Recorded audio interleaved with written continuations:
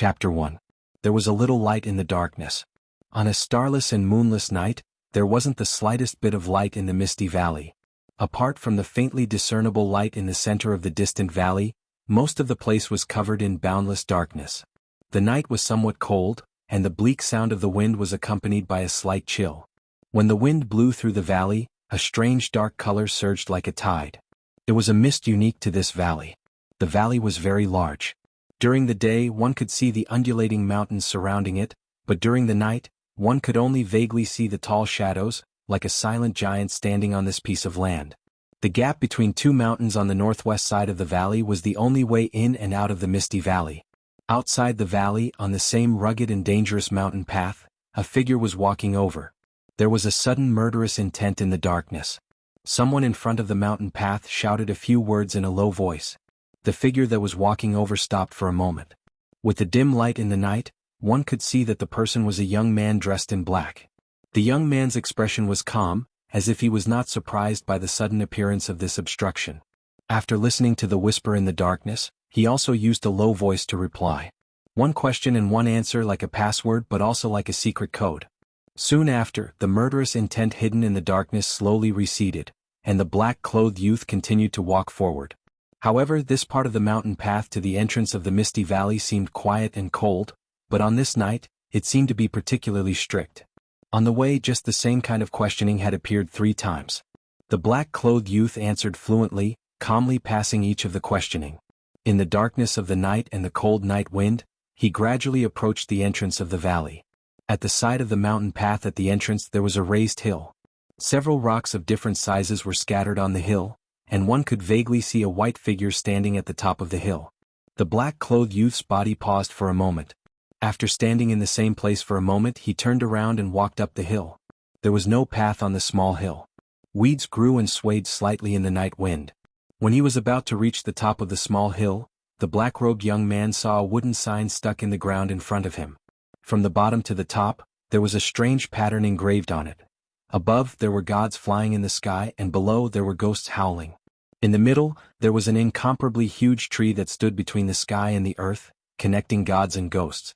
It looked like a picture of a giant tree with gods and ghosts attached to the tree. The black-clothed young man glanced at the wooden sign. After pausing on the picture on it for a moment, he looked at the figure in white standing 10 feet behind the wooden sign. In such a dark night, a person dressed in white was naturally very conspicuous.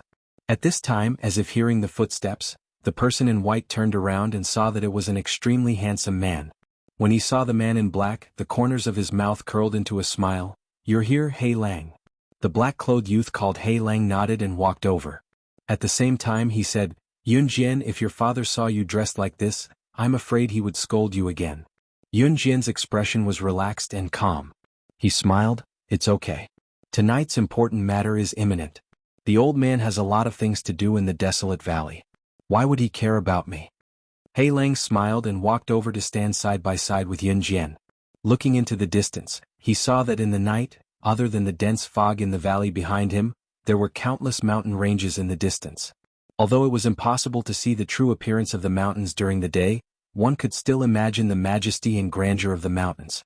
Yun Jian suddenly let out a long breath and said, "Hei Lang, how long have you been in the divine sect?" 6 years. So long. Yun Jian's face showed a trace of emotion. He then smiled and said, "I still remember that when you first came you were still a teenager about the same age as Xiaoqing. Now in the blink of an eye you've both grown up." Hei Lang smiled and did not say anything. Yun Jian continued, "Oh right, Xiaoqing also came tonight. She might be here soon. Do you want to wait for her?" Hei Lang shook his head and said, "The elder ordered me to send the last blood soul crystal into the valley for the god-subduing incantation. I'm afraid that the divine incantation will be activated soon and I won't be able to come out. I'll see you later." Yun Jian raised his eyebrows and revealed a strange expression.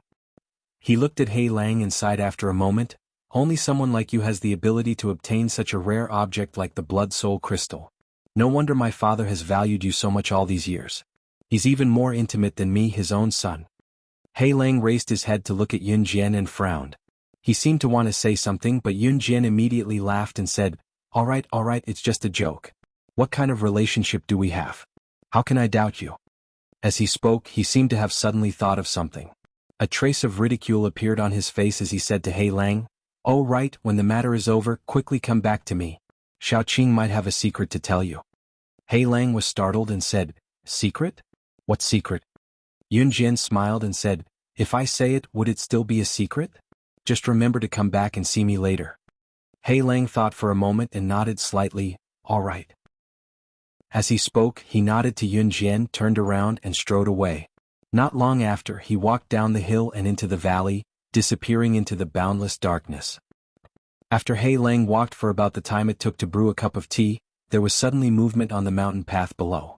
After a while, a light sound was heard and a light body flew up from below. She turned around in midair and landed beside Yun Jian. It was a beautiful woman that was as beautiful as a flower. When Yun Jian saw her, there was a trace of joy on his face. However, when he saw the woman beside him, he frowned and snorted, "Nonsense! Aren't you afraid of accidentally stumbling? It'll be too late to regret it then." The beautiful girl giggled and seemed to be very close to Yun Jian. She grabbed his arm and said with a smile, "Big brother, you're here. What's there to be afraid of?" Yun Jian shook his head and smiled bitterly, "How can I have such a heartless sister like you?" "Alright, Hei Lang just left here and went into the valley." The sister he mentioned, who was also the beautiful woman named Yun Xiaoqing, let out an "ah" and looked towards the valley. She then complained to Yun Jian, "Really? Big brother, why didn't you stop him? You clearly know that I have something to say to him." Yun Jian shook his head and said, "The important matter is more important. He has the blood soul crystal and needs to be sent into the great Kala array in the valley.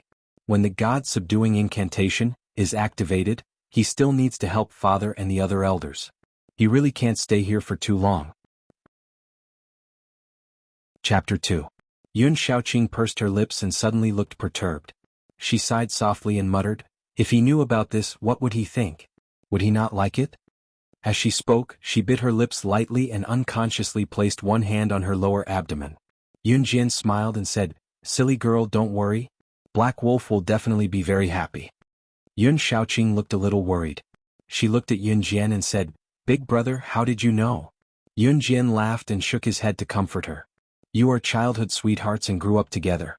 Others may not understand this relationship, but do you not believe him?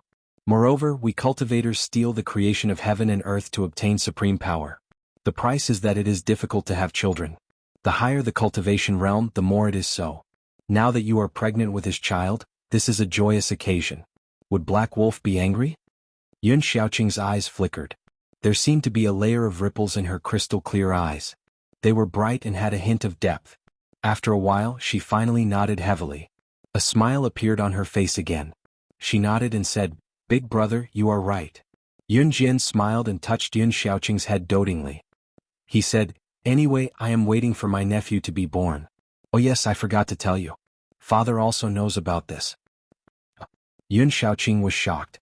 Her face turned red and she was embarrassed and annoyed. She said angrily, "Big brother, why did you say such things? Father is going to scold me to death." Yun Jian sneered and said, "Why would father scold you? Let me tell you frankly. Father is very happy about this." Yun Xiaoqing's eyes widened and she said in disbelief, "Really?" Yun Jian said, "Of course. Otherwise, why do you think Black Wolf could enter the forbidden land of the desolate valley and even participate in the god-subduing mantra? Even if he has the secret technique to condense the blood soul crystal, it is still possible to not let him participate at the most crucial moment." Yun Xiaoqing said softly, "You mean father wants to?" Yun Jian continued with a smile. "Naturally, after knowing that he's about to have a grandson, he finally sees Hei Lang as a family. The Tao techniques that the two of us cultivate are in conflict with the god-subduing mantra, so we can't get close to the valley. But Hei Lang has the bloodline of the burning blood crystal, so he's close to the god-subduing mantra. If we don't vigorously support our future son-in-law, who else can we support?" Yun Xiaoqing's face revealed a look of relief and joy.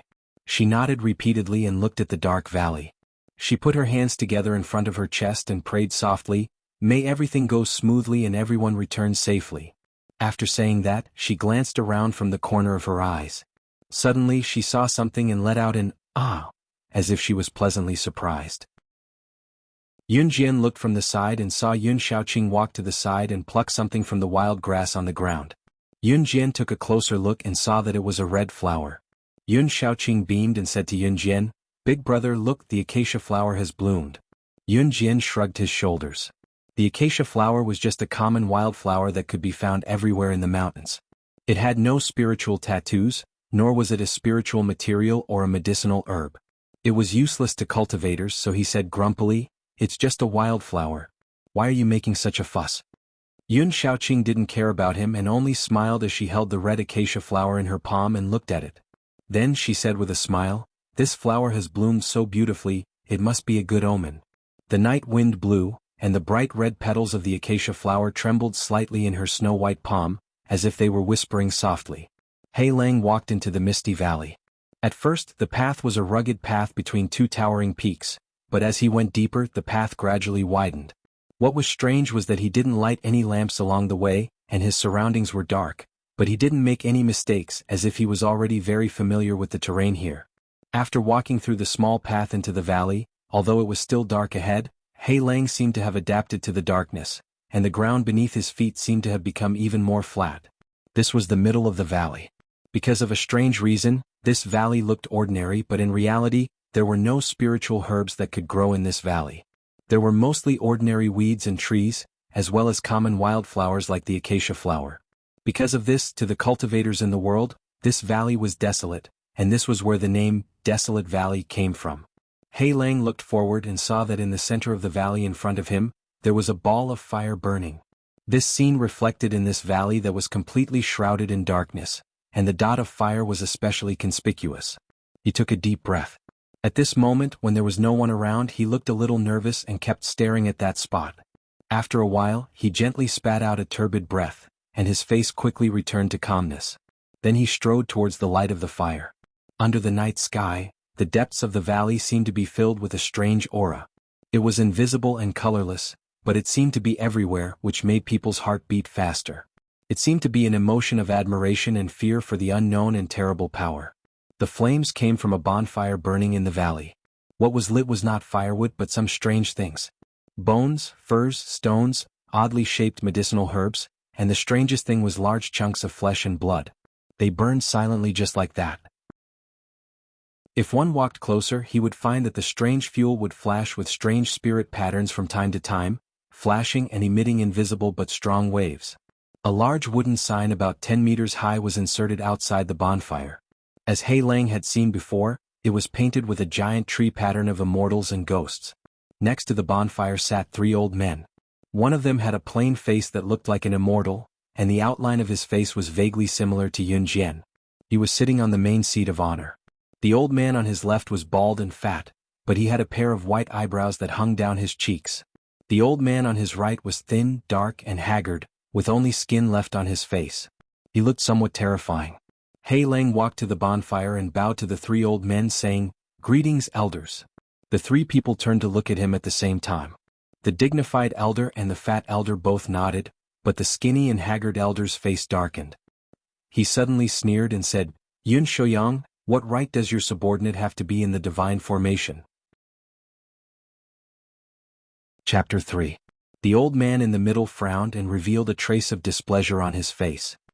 He said indifferently, "Just based on the 3 blood soul crystals he obtained, is that enough?" The skinny elder's expression was cold, and he did not seem to fear Elder Yun Shouyang at all. He was about to speak when he heard the fat elder next to him try to smooth things over. All right. This little guy can obtain blood soul crystals. Not only is it beneficial for casting the incantation, but his cultivation method must also be compatible with the god-subduing incantation. Everyone is free to do whatever they want, and it's not like we're taking anything from you. Skinny guy, don't talk so much. The skinny elder snorted coldly and closed his eyes. Yun Shouyang smiled at the fat elder, and the fat elder nodded in response. Yun Shouyang then waved at Heir. Heir walked over and knelt down a little behind Yun Shouyang. He then took out a completely black dagger and placed it on the ground. 3 inches in front of the dagger's blade, there was a small crystal that was bright red and had the texture of an amber agate. It was attached to the dagger. Yun Shouyang's gaze swept over the small red crystal, and then he looked at Heir. His eyes were gentle as he nodded at him. Heir lowered his head and did not speak. He quietly knelt behind him and waited. However, when his gaze swept over the ground in front of him, he suddenly noticed that in a small patch of wild grass not far away, a small red flower was blooming beautifully. He glanced at the flower and then looked away. This dark night seemed to be exceptionally long. Even time seemed to slow down at this moment. Endless darkness clustered around this valley. After an unknown amount of time, the four people by the bonfire suddenly raised their heads at the same time. In the deep darkness in the distance, from an unknown place, a heart-palpitating drumbeat suddenly sounded. The bonfire in front of them, which was still burning, suddenly trembled violently. It became chaotic and countless sparks flew. If flames had a life of their own, then at this moment, this ball of fire seemed to be roaring angrily, but also seemed to be afraid and panicking, constantly trembling and swaying there.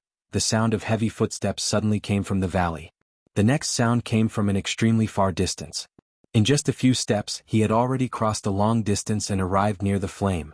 The faint drumming never disappeared, and it seemed to be getting more and more urgent, making one's heart beat faster uncontrollably. A moment later, a tall figure slowly walked out from the darkness. The flames suddenly dimmed for a moment. It was because all the flames had suddenly lowered their heads, as if they were expressing their respect to this person. Then the figure casually waved his hand. Suddenly, the flames grew brighter and soared into the sky. In an instant, they grew several times stronger and illuminated the surrounding area of more than 10 zhang. Heir raised his head and his gaze landed on the figure that was slowly approaching. The person who had come was a very old man, but he was not a human cultivator that was commonly seen in the divine central plains. He looked to be at least half the height of an ordinary person. Moreover, he seemed to be hunched over and looked somewhat tired. The old man held a thick wooden staff in his hand. It was incomparably heavy, and its surface was carved with bright red flame patterns. 2 sharp fangs protruded from his mouth. Perhaps because he had lived through so many years, the fangs had turned from snow white to a dull gray. And this person's face was tattooed with countless dark blue totem patterns, most of which were related to fire. He looked especially terrifying. Heilang's pupils contracted slightly, and a word suddenly flashed through his mind: barbarian. The barbarians were a strange race that lived in the southern border continent of the divine central plains. They were separated from the human race by the incomparably huge land of chaos. In the past, although the human cultivators did not have a blood feud with the barbarians, they had never lived in harmony with each other.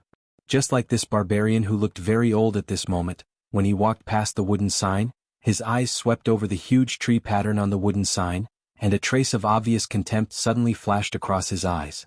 At the same time, 7 unusually tall and majestic figures appeared behind the old barbarian. Without exception, they were all muscular barbarian warriors. Each of them was like a small mountain, and their bulging muscles seemed to contain endless power. Even if it was just a hand-to-hand fight, ordinary demonic beasts would probably not be a match for them. However, these 7 incredibly powerful barbarian warriors seemed to be unusually respectful towards the old barbarian in front of them. When they saw the old man wave his hand casually, they stopped in the darkness and did not come any closer. Heilang's gaze fell on the old barbarian again. He thought to himself, legend has it that the barbarian tribes have always had a position of shaman, a supreme leader. Perhaps this old man in front of me is one? At this moment, the gazes of the 3 elders also fell on the old barbarian's face. After a while, Yun Shouyang nodded at him and said, I've long heard of the great name of the fire shaman. Now that I've seen it for myself, the venerable one indeed has supreme power, and is especially sensitive to fire spiritual energy. I admire you, I admire you. The barbarian old man let out a low laugh. His voice was abnormally deep and hoarse, like the sound of a broken bellow, and it made one's hair stand on end. He said, in the eyes of you human cultivators, we are all uncivilized barbarians. What's there to admire? Yun Shouyang smiled faintly and said, since we've entered the 3 realms divine sect, we've always seen all living beings in the 3 realms as equals. We don't have the leisure to differentiate between these meaningless things. The old barbarian laughed softly and did not say anything. Yun Shouyang asked again, have you brought the thing? The old barbarian put his hand into his bosom, and after searching for a while, he took out a necklace. There were many white bone ornaments hanging on the necklace, and in the middle of the largest bone, there was a small hole dug out.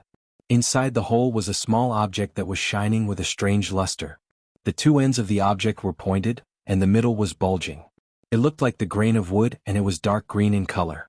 It looked like the seed of some unknown tree.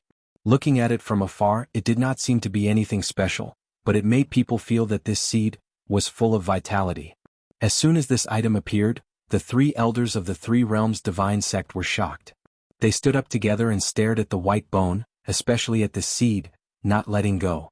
After a while, the three of them looked at each other and nodded slightly. It seemed that they had confirmed it. The rotund elder seemed to be the most excited. He clenched his fists and said with an eager and excited expression, "Since everything is ready, let's begin." Chapter 4. With that said, the fat elder was the first to impatiently return to his original seat. Yun Shouyang and the skinny elder looked at each other and sat down as well. The bonfire burned brightly, illuminating the surroundings and revealing the deep wrinkles, scars, and strange totems and tattoos on the old barbarian's face. He looked like an old beast, and there seemed to be a trace of vigilance hidden in the depths of his eyes. His gaze swept over the three elders, and then he slowly walked to the fire and sat down on the last seat. In between he even panted a few times. His heavy breathing sounded like the whine of some kind of wild beast, as if his old body was already somewhat unable to bear the burden. Yun Shouyang patiently waited for the fire shaman to sit down, then said in a low voice, "Let's begin, wait." Suddenly, a deep and coarse voice interrupted Yun Shouyang's words. The three elders of the divine sect of the three realms looked at the fire shaman at the same time, only to see the old barbarian slowly raise a finger and point to Yun Shouyang's side. "This person, let him go." The fat and skinny elders frowned at the same time. Yun Shouyang snorted and said, "Heir Lang is my confidant, and he has cultivated a secret technique that can condense blood-soul crystals. Venerable One, you should know what that thing is for the God subjugation mantra, right?" The fire in front of him was reflected in the old eyes of the fire shaman, but they seemed unusually bright in the vicissitudes of life, as if two balls of fire were burning from within his body. He said slowly, "I don't trust him." Yun Shouyang raised his eyebrows, and a trace of anger flashed across his eyes. He then said coldly, "According to the ancient records of the divine sect, when casting the God subjugation mantra, if you have the help of the blood-soul crystal secret technique, the chances of success will increase by at least 10%. I wonder if the Venerable One has any objections to this?" 10%. The fat and skinny elders' expressions changed at the same time. It was clear that this seemingly insignificant 10% was extremely significant to them. However, they didn't know what this God-vanquishing curse was. It was so difficult for people of their statuses. After hearing Yun Shouyang's explanation, both of their faces lit up with joy. The rotund elder could not help but grumble to Yun Shouyang in a low voice, "Why didn't you tell me and the skinny one about such benefits?" Yun Shouyang nodded slightly at him, then looked at the fire shaman sitting on the other side of the fire. His eyes were bright, and just as he was about to say something, he suddenly heard the old barbarian's hoarse and low voice ring out again. This time he repeated, "I don't believe him." Even the fat and thin elders couldn't bear to watch any longer. They were figures of extremely high status in the central divine prefecture, and their eyes grew cold. Yun Shouyang frowned. "Then what do you want?" "Let him go." The fire shaman's hoarse voice reverberated in the empty valley like a dying beast king. He was old but still had the majesty of old. "If you insist on keeping him here, you must plant my black flame curse on him. He must swear that he will not harm the God-vanquishing curse, or else he will be devoured by the black flames. His flesh and blood will be burned dry and his soul will be destroyed. He will never be able to enter the cycle of reincarnation, and will suffer the pain of being burned by the flames forever. Only then can I be at ease." Yun Shouyang flew into a rage. He suddenly stood up and glared at the fire shaman. "How dare you plant such a demonic technique on my disciple?" The fire shaman sneered, the corners of his eyes drooping slightly. He did not seem to care about Yun Shouyang's anger at all. His old eyes seemed to have seen too many vicissitudes in this world, and now only the raging flames were left. However, at this moment, another voice suddenly came from Yun Shouyang's side. It was the skinny elder. He said calmly, "The Venerable One's words do not seem to be wrong." Yun Shouyang turned his head abruptly and stared at the skinny elder with a hint of surprise and anger. However, the skinny elder did not show any fear, and only looked at him calmly. On the other side, the fire shaman let out a strange, hoarse laugh.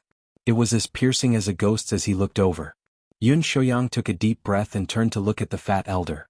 Just as he was about to speak, the fat elder coughed lightly and looked at him. "Brother Yun, I also think that the Venerable One's words are not without reason, just in case."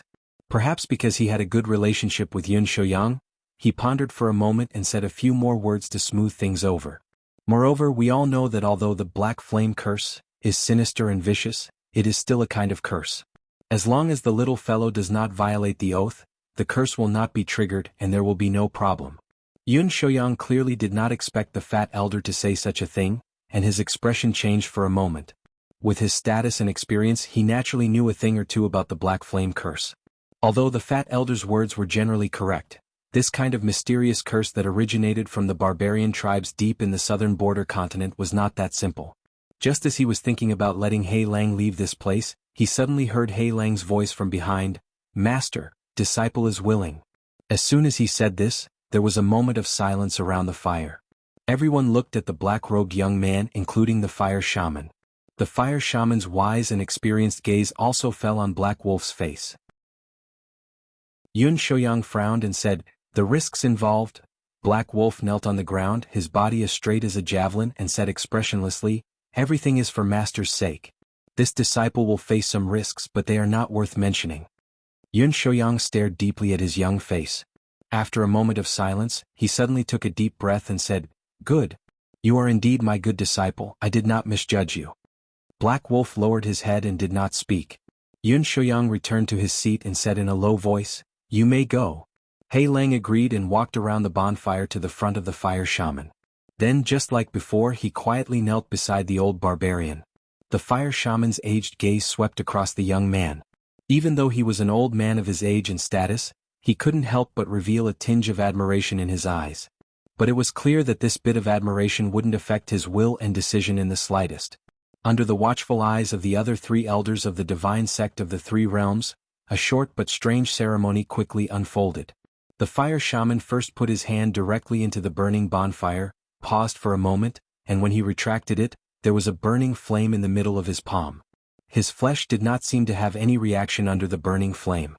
Then, everyone heard him recite an ancient and mysterious incantation in a low voice. Chapter 5. The voice seemed to have come from the ancient times.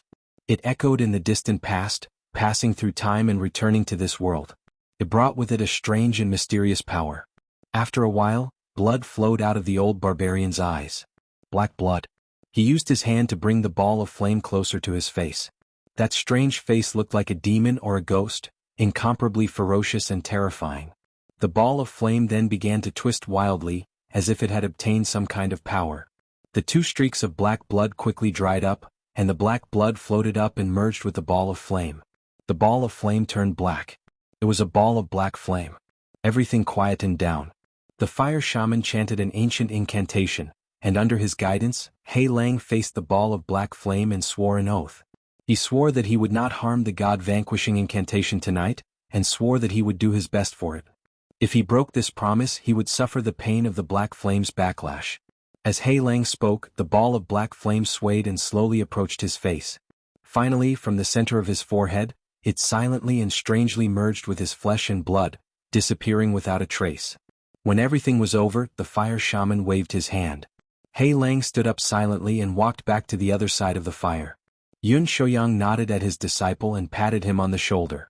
When he placed his hand on Hei Lang's shoulder, Hei Lang could feel that this powerful old man's demeanor was different from usual, as well as the slight strength he used.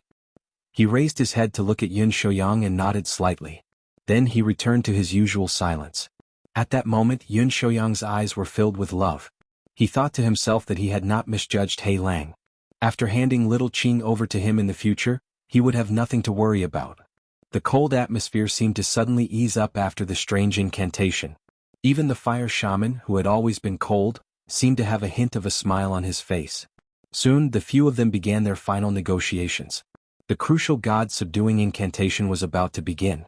Hei Lang quietly knelt on the ground. The words of those people who finally felt at ease reverberated in his ears. His eyes suddenly looked at the acacia flower, and then, in more places on the ground further away in this valley, among the weeds that could be seen everywhere, there were already bright red flowers blooming everywhere. Facing the night wind, the red acacia flower slightly trembled, like a beautiful and enchanting woman singing in the dark night. The night was still deep and silent. This long night seemed to continue endlessly in the darkness, until that speck of light suddenly burst out from the deepest part of the darkness. The dazzling radiance was like the sun that suddenly rose in the night sky. It shone brightly and turned into a huge fireball that burned fiercely. Immediately after, all the flames condensed into an incomparably majestic pillar of fire that soared into the sky, shooting into the incomparably thick dark clouds. Suddenly the wind blew fiercely, the dark clouds rolled, the heaven and earth trembled, and a terrifying aura slowly spread from the horizon. In the desolate valley was the source of the huge fireball. At the moment, beside the original bonfire, the three elders of the Three Realms divine sect and the fire shaman were in 4 different directions, their hands reaching into the burning flame in the middle.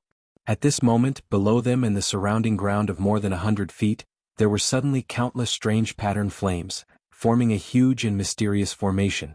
All the living creatures were forced to retreat out of this powerful formation by an invisible force, including the 7 powerful barbarian guards brought by the fire shaman. The only one left in the center of this formation besides the 4 powerful figures was Heir. At this moment the flame had completely turned pure white. One could imagine how high the temperature had reached. And in the deepest part of the flame, there was a white bone necklace floating. Under the burning of the incomparably powerful flames, the necklace cracked inch by inch. All of the bones were burned to ashes. Only the largest piece of bone belonged to an unknown exotic beast, and it was still able to hold on. However, cracks could still be seen on it, and it seemed like it wouldn't be able to hold on much longer. And in the center of the white bone, the strange seed seemed to not be affected by the flame at all. It still emitted a vigorous vitality in the dark green luster, and seemed to be more vigorous than before. It seemed to be slowly absorbing the power of this flame. At the same time, when a large amount of flame passed through this seed and shot into the night sky, it seemed to be contaminated with that unique aura, faintly summoning something to the endless sky.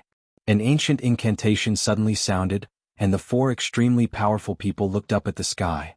Almost at the same time, a terrifying aura from the sky descended upon this valley. Heir sensed something and looked up. He was shocked to see that in the dark clouds in the sky, a huge dark crack had slowly opened up. Then, from that incomparably deep, bottomless abyss of darkness, there seemed to be a strange gaze looking over. That crack slowly closed. The ground of the entire deserted valley suddenly began to tremble, and a rumbling sound came from the depths of the ground.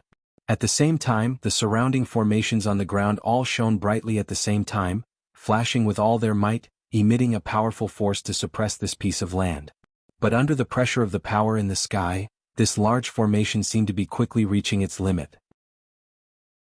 Suddenly, in the dazzling light all around, Yun Shouyang shouted, "Release!" Without hesitation, Heir immediately reached out and picked up the black dagger in front of him. With a shake of his arm, a strange blood-red light flashed across his body, and the small blood-like object flew out of the dagger and directly into the flames, landing precisely on the green seed. Boom! With a loud bang, the blood soul crystal instantly turned into nothingness, and the flames suddenly became 30% brighter. The surrounding temperature suddenly rose violently, and even the ground began to crack. But perhaps because of this powerful attraction, the dark crack in the sky also rapidly closed, and the door of darkness became bigger and bigger, and was about to completely open. An ancient aura spread out from this door of darkness, and an incomparably tall figure that seemed to dominate everything began to faintly appear from behind the door of darkness, and approached this world. And at this moment, the indistinct gaze was focused on that strange seed, as if only that seed full of vitality was the most attractive thing in this world. Chapter 6. Whoa! It was a strange sound like an ancient call. It was as if an ancient song from ancient times was echoing in the dark. A beam of light that did not seem to exist in this world shot out from the door of darkness like a sharp sword. It flowed down the pillar of fire on the ground, then split into 4 and landed directly on the heads of the 4 people who were casting the spell. An indescribably powerful force came crashing down from the sky and poured into the bodies of the 4 people. Their bodies began to change rapidly, and their clothes began to tear, as if they could not withstand the incomparably powerful spiritual power. But the faces of the 4 people were filled with ecstasy. They gritted their teeth and endured the pain, but at the same time, they could feel the wild spiritual power in their bodies surging towards a power that was unimaginable in the past. It felt as if they had reached the heavens in a single step, or as if they were between God and man. In the next moment they might become God. In the firelight, the door of darkness in the sky was about to descend, and the ancient figure was about to appear like a god. Everything had reached the final juncture, but it seemed that there was only one last step, that one last distance, but the door still did not open. It was as if there was only that last bit of power left. Yun Shouyang roared, "Black Wolf." But the corner of his eyes suddenly froze. In that split second he suddenly saw that there was no one beside him. The man in black who had been guarding him silently and determinedly had suddenly disappeared. Yun Shouyang was shocked, but before he could react, he suddenly felt a chill in his heart. A black sword had pierced through his heart and came out from his chest. A pale hand grabbed Yun Shouyang's shoulder from behind. The black-robed young man stuck close to him, his face expressionless. Then his other hand gripped the incomparably sharp black sword, and he suddenly pulled it out from Yun Shouyang's back. Yun Shouyang shouted. His body was about to react, but he was shocked to find that he could not move at all. The powerful force that descended from the sky was pouring into his spirit meridian and chi-si, giving him supreme spiritual power. But at the same time, it also caused all the meridians in his body to expand, and he temporarily lost control of his body. Other than Yun Shouyang, the other three were in the same situation. At this moment, the three of them were looking at Hei Lang, who had suddenly turned violent and started killing people. However, none of them could react at this moment. At the very center of this shocking formation that was filled with unparalleled power, the weakest black-robed young man was impressively controlling everything at this moment. Hei Lang gripped the hilt of his sword tightly and pulled it out of Yun Shouyang's chest. Along with it, an unimaginable amount of blood spurted out like a rapid stream, instantly covering half of his body.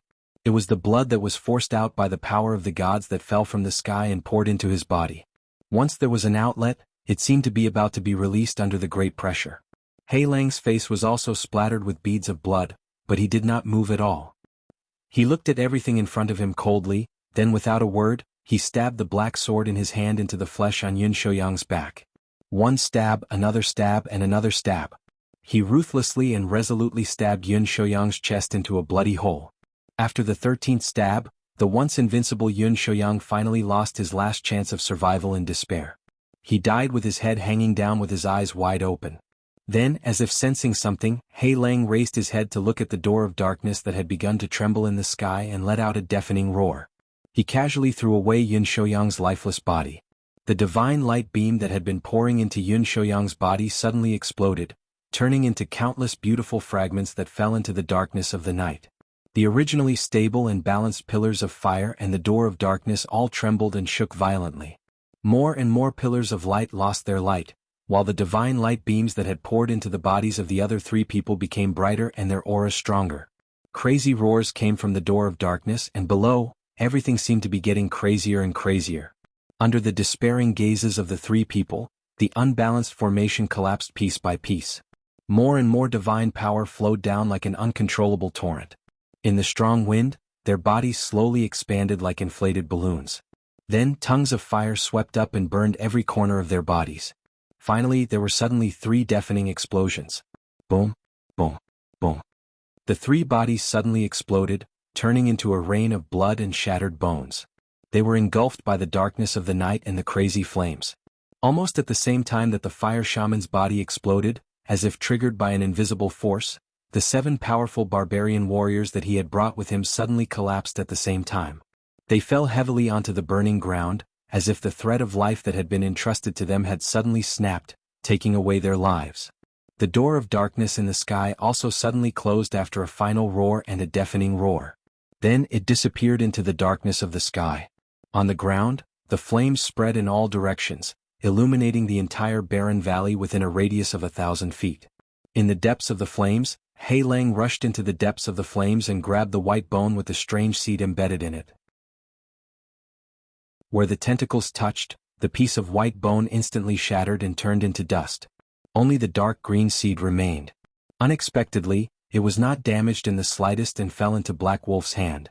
But at this moment Hei Lang's body suddenly trembled and he let out an incomparably miserable howl. Ah! The mournful howl spread far away, like the desperate howl of a wild beast. Black flames suddenly rose from his body and began to burn crazily. Strangely, this black flame incessantly burned his flesh, but it didn't damage Hei Lang's clothes in the slightest. Hei Lang felt like he was in purgatory. He kept howling at the sky. His flesh and blood were burning in the black flames. His skin was torn and his flesh was lacerated. Blood flowed out and quickly dried up. Indistinctly, a dazzling shadow appeared in the sea of chi on his abdomen. However, the terrifying black flames even burned this shadow. It broke into pieces and quickly disappeared into the shadows. Everything about Hei Lang, even his soul, seemed to be boiling, cracking, and shattering in the black flames. Chapter 7. For some unknown reason, Black Wolf did not collapse amidst the terrifying and cruel black flames. He roared and howled, but he still stood upright. Then he walked out of the valley step by step. His flesh and blood looked like they were burning and melting. The black flames burned into his soul, causing his mind to turn blank and confused. However, this man who was trapped in hell still walked out step by step. Outside the valley, there were already sounds of fighting and shouting. It seemed like an intense battle was happening. Not long after, just as he was about to reach the entrance of the valley, a figure suddenly flashed across the mountain path in front of him. It was a beautiful woman. It was Yun Shaoqing. She saw Black Wolf at a glance and instantly turned pale with fright. She pounced over and cried out in horror, Black Wolf, you, what happened to you?" Black Wolf's eyes had almost completely lost their luster. It was as if he had been completely burned by the terrifying pain. Perhaps he was just numb, or perhaps he had long developed an instinct. He leaned towards Yun Shaoqing. Yun Shaoqing shouted in panic. She opened her arms and wanted to hug him, but suddenly, Black Wolf raised his right hand. The black sword that was still in his hand stabbed into her chest. Yun Shaoqing's voice came to an abrupt halt. Her beautiful face revealed a look of disbelief. She looked in horror at the man who was being burned by the black flames. Her mouth opened twice but no sound came out. Then she collapsed on her back. Her beautiful eyes widened as if she could not believe what she saw. Blood splattered from her chest, staining a red acacia flower on the ground beside her. In just a short while, a white shadow appeared. It was Yun Jian who rushed in from outside the valley. He shouted loudly, "There are strong enemies attacking. There are many of them and they are very strong. Father." "What happened? Black Wolf, what happened to you?" Black Wolf leaned over. At this moment, Yun Jian had already clearly seen the terrifying scene of him being burned by the black flames. He could not believe his eyes for a moment and was dumbfounded. Suddenly he also saw a black sword appear in front of him. In the terrifying flames, the sword stabbed into his chest. The two of them hugged each other tightly and stuck to each other. Blood spurted out and Yun Jian's body stiffened. There was still an expression of disbelief on his face. Although the terrifying black flame was still burning, it did not burn Yun Jian's body at all. It seemed to only burn on Black Wolf's flesh forever. Hot blood once again dyed Black Wolf's body red, causing him to become completely covered in blood. Coupled with the terrifying black flames at this moment, Black Wolf was like an evil spirit that had walked out from hell. Yun Jian clutched his chest and collapsed weakly. Before he died, he suddenly saw Yun Shaoqing lying on the ground not far away. At that moment he seemed to have been provoked by something. He looked at Hei Lang in disbelief and roared, You actually killed her." Before he finished speaking, the black sword suddenly flew over from the darkness. With a swoosh, it cruelly and mercilessly pierced through his throat, suppressing the rest of Yun Jian's words. Yun Jian slowly lowered his head and seemed to shake his head with some difficulty. Then he died. The black sword flew back, carrying a mournful blood color. Hei Lang faced the dark sky and once again let out a mournful and tragic howl. That pain seemed to have burned all of his consciousness. But for some reason he still did not stop. Just like that, he turned into the figure of an evil spirit and staggered in this dark valley. Gradually he disappeared into the darkness. In the remaining footprints, each step was stained with blood. Each step was bright red. In this dark night, under the wild flames, in the end, only the dark red acacia flowers were left, like blood, trembling in the wind. The black flames burned crazily, burning everything. The entire world was in darkness. There seemed to be only crazy howls and the tragic sight of flesh and blood being burned dry. Ah! With a low roar, Lu Qin suddenly woke up from his sleep. He suddenly sat up and gasped for breath. Sweat seeped out of his forehead. The thin quilt covering his body slipped down, revealing his strong upper body that was not covered at all. He did not care and only breathed heavily. He stared blankly at the strange bed in front of him. There was a glimmer of light outside the window. It was already early in the morning. At this time, beside him, a white and plump arm stretched out from the side and gently wiped the sweat off his forehead. Then a soft voice said, "What's wrong, did you have a nightmare again?" Lu Qin turned his head and saw that under the same thin quilt, there was a beautiful woman lying next to him. At this moment, after a night of sleep, she seemed to be a little tired, with a trace of laziness. Her beautiful hair was like clouds, draping over her white and smooth shoulders. The thin quilt was across her chest, revealing an alluring and plump skin. Lu Chen shook his head and said, "It's nothing." The woman's jade-like fingers lightly touched Lu Chen's face, caressing the side of his temples and the skin under his chin before finally resting on his shoulder. The strong and bulging muscles and her delicate fingers seemed to form a sharp contrast. Her voice at this moment, in this early morning, was like a lost dream that had not yet woken up. It carried a bit of fleeting and unusual gentleness as she said, "You just love to show off. It's still early, why don't you?" Lu Chen suddenly turned his head and smiled at her. "Ding ding, I only have one spirit stone left on me today." The woman's fingers suddenly stopped, and then she raised her eyes to look at Lu Chen. Lu Chen was still laughing, his smile was warm and sincere. Suddenly the thin quilt on Ding Dong's body moved, and under the quilt she heavily kicked Lu Chen, revealing a bit of snow-white skin. Her eyebrows wrinkled and she hatefully said, "Smelly man, you talk so much nonsense, why aren't you scramming?" Lu Chen laughed out loud and jumped off the bed. He then found his clothes from the messy clothes on the ground and quickly put them on. He then casually threw a pile of undergarments and skirts to Ding Dang, who was still lazing on the bed, and said with a smile, wake up, wake up. I say, don't be so lazy, I see that today's weather is not bad with such a good morning light, why not go out for a walk?" Early in the morning this lady had nothing better to do, so I went out for a stroll. At this time the people outside are probably those idiots who work hard for a month and can't even get a few spirit stones. Ding Dang pulled over the thin quilt and covered herself tightly, only revealing a pretty face, and then spat unhappily. Chapter 8. Hearing Ding Dong's complaint, Lu Chen did not get angry but instead smiled and said, "Hey, I'm about to go out, how can I leave now that you've said that?" He paused for a moment, then walked to the side of the bed and sat down. Out of nowhere, he took out a shiny spirit stone and threw it beside Ding Dong's pillow. Ding Dong's eyes immediately lit up, and with a cheer she reached out to grab it, revealing a white jade arm. Lu Chen laughed and took the opportunity to stretch his hand under the blanket to grab it. Ding Dang cried out in alarm, one hand holding the spirit stone into a fist and punched towards Lu Chen, the other hand pulling the blanket tightly to block that vulgar hand.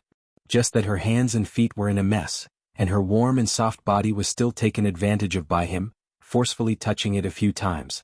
Lu Chen immediately jumped away, leaving the warm bed, and walked with large strides to the door. Opening it and walking out, the woman's coquettish scolding came from the room behind him.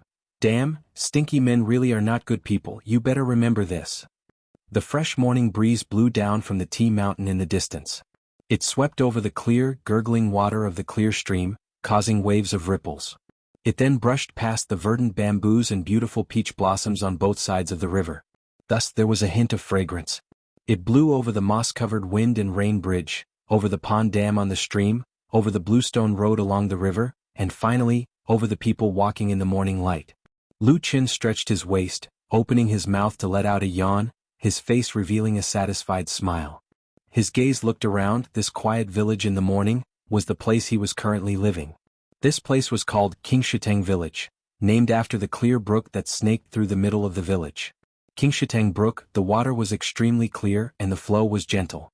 Other than the deep pond at the bottom of the tea mountain, the deepest part of the brook was no more than a knee deep. Usually many children in the village would play in the water. There were many pebbles in the brook, big and small, of all shapes and sizes, and there were often some nameless gray little fish swimming in the cracks, leisurely playing. There were many green bamboo and peach trees on both sides of the stream. In this bright and beautiful season of spring, it was the time of the year when the scenery was the best. The green bamboo leaves and the pink peach blossoms complemented each other and were reflected in the clear water. It was like a beautiful painting of a mountain village, too beautiful to behold.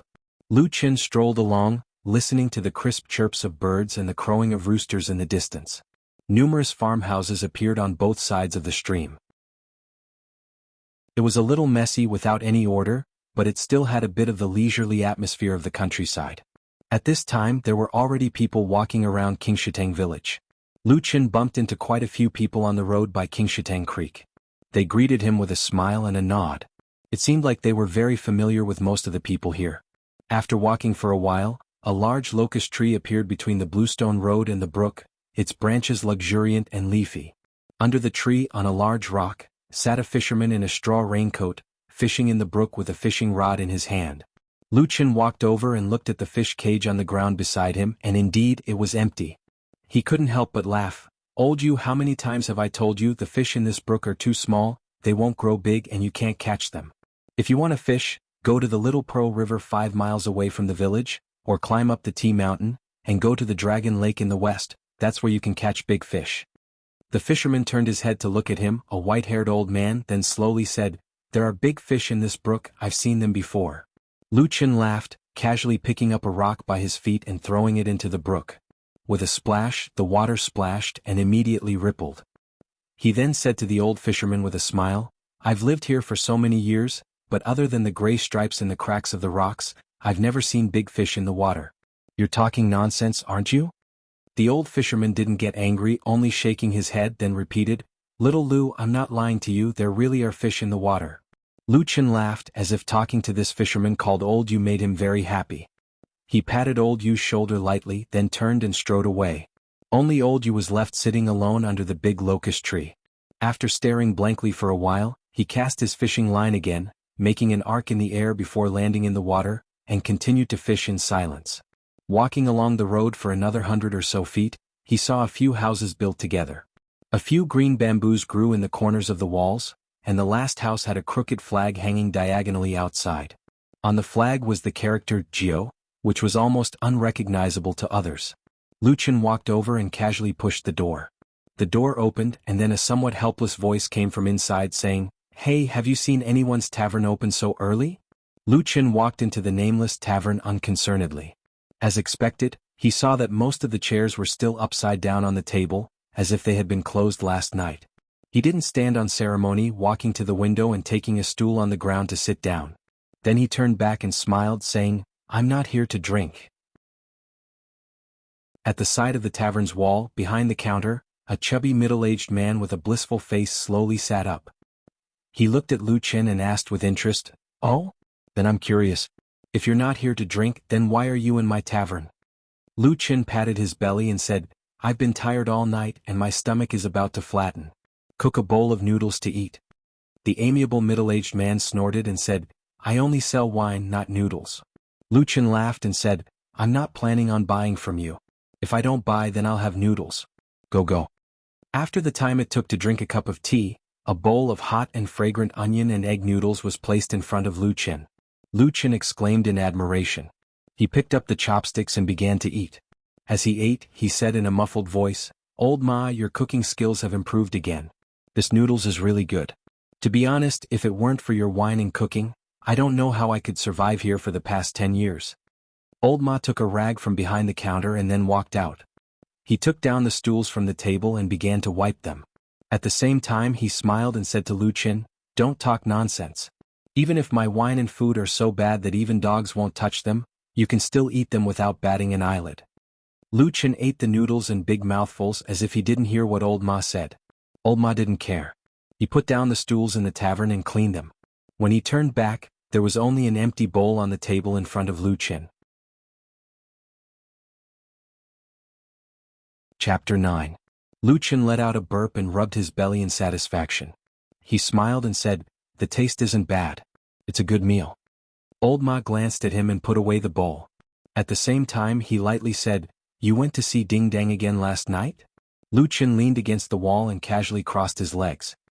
He looked at Old Ma and smiled. "What, you're interested in her too?" Old Ma snorted and said, "She's just a prostitute, I'm not interested." Lucien rolled his eyes and said, "Prostitutes aren't people. She also wants to live a good life. What's more, she can't just let anyone into her house and bed her. At least in this village she has to like the person." He smiled and looked at Old Ma and said, "Look at your fat body. Ding Dang definitely won't like you." Old Ma cupped his hands and said, many thanks. Please don't like me." Lucien couldn't help but laugh and scold him with a smile. "You bastard, why are you making things difficult for a woman?" As the two were talking, the outside of the house gradually became lively. As time passed, the warm sun finally rose over the peak of Tea Mountain and shone down on the village at the foot of the mountain. The village seemed to have woken up and was filled with all kinds of sounds. Lucien sat in the wine shop and listened for a while. He suddenly said, "These 2 days the villagers have been busier than usual. Is it almost time for the Thousand Autumns Gate to send people down to collect grain and tea?" Old Ma thought about it and said, "It's about time. Today is the 6th of the 3rd month. In 4 days, which is the 10th of the 3rd month, the Thousand Autumns Gate will send people down." Luchin looked happy and said, "They're finally here. If they didn't come, I would have spent all my spirit stones." Old Ma sneered, a look of disdain on his face.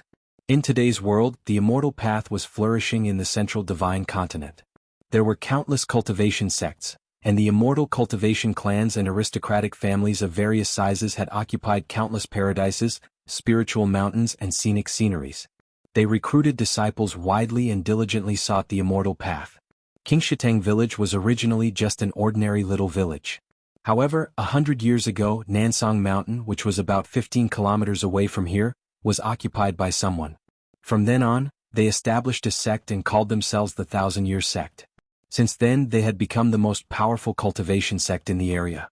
Because of this, Qingshitang village, which was only 30 miles away from South Pine Mountain, was naturally included in the Thousand Autumns sect's sphere of influence. At the same time, because it was located on the main road to South Pine Mountain, there were quite a lot of people coming and going. As a result, the village gradually became more prosperous. To the people of the mortal world, Qi refinement cultivators were the equivalent of immortals. Within 1,000 miles, the strongest sect, the Thousand-Year House, was naturally the local tyrant.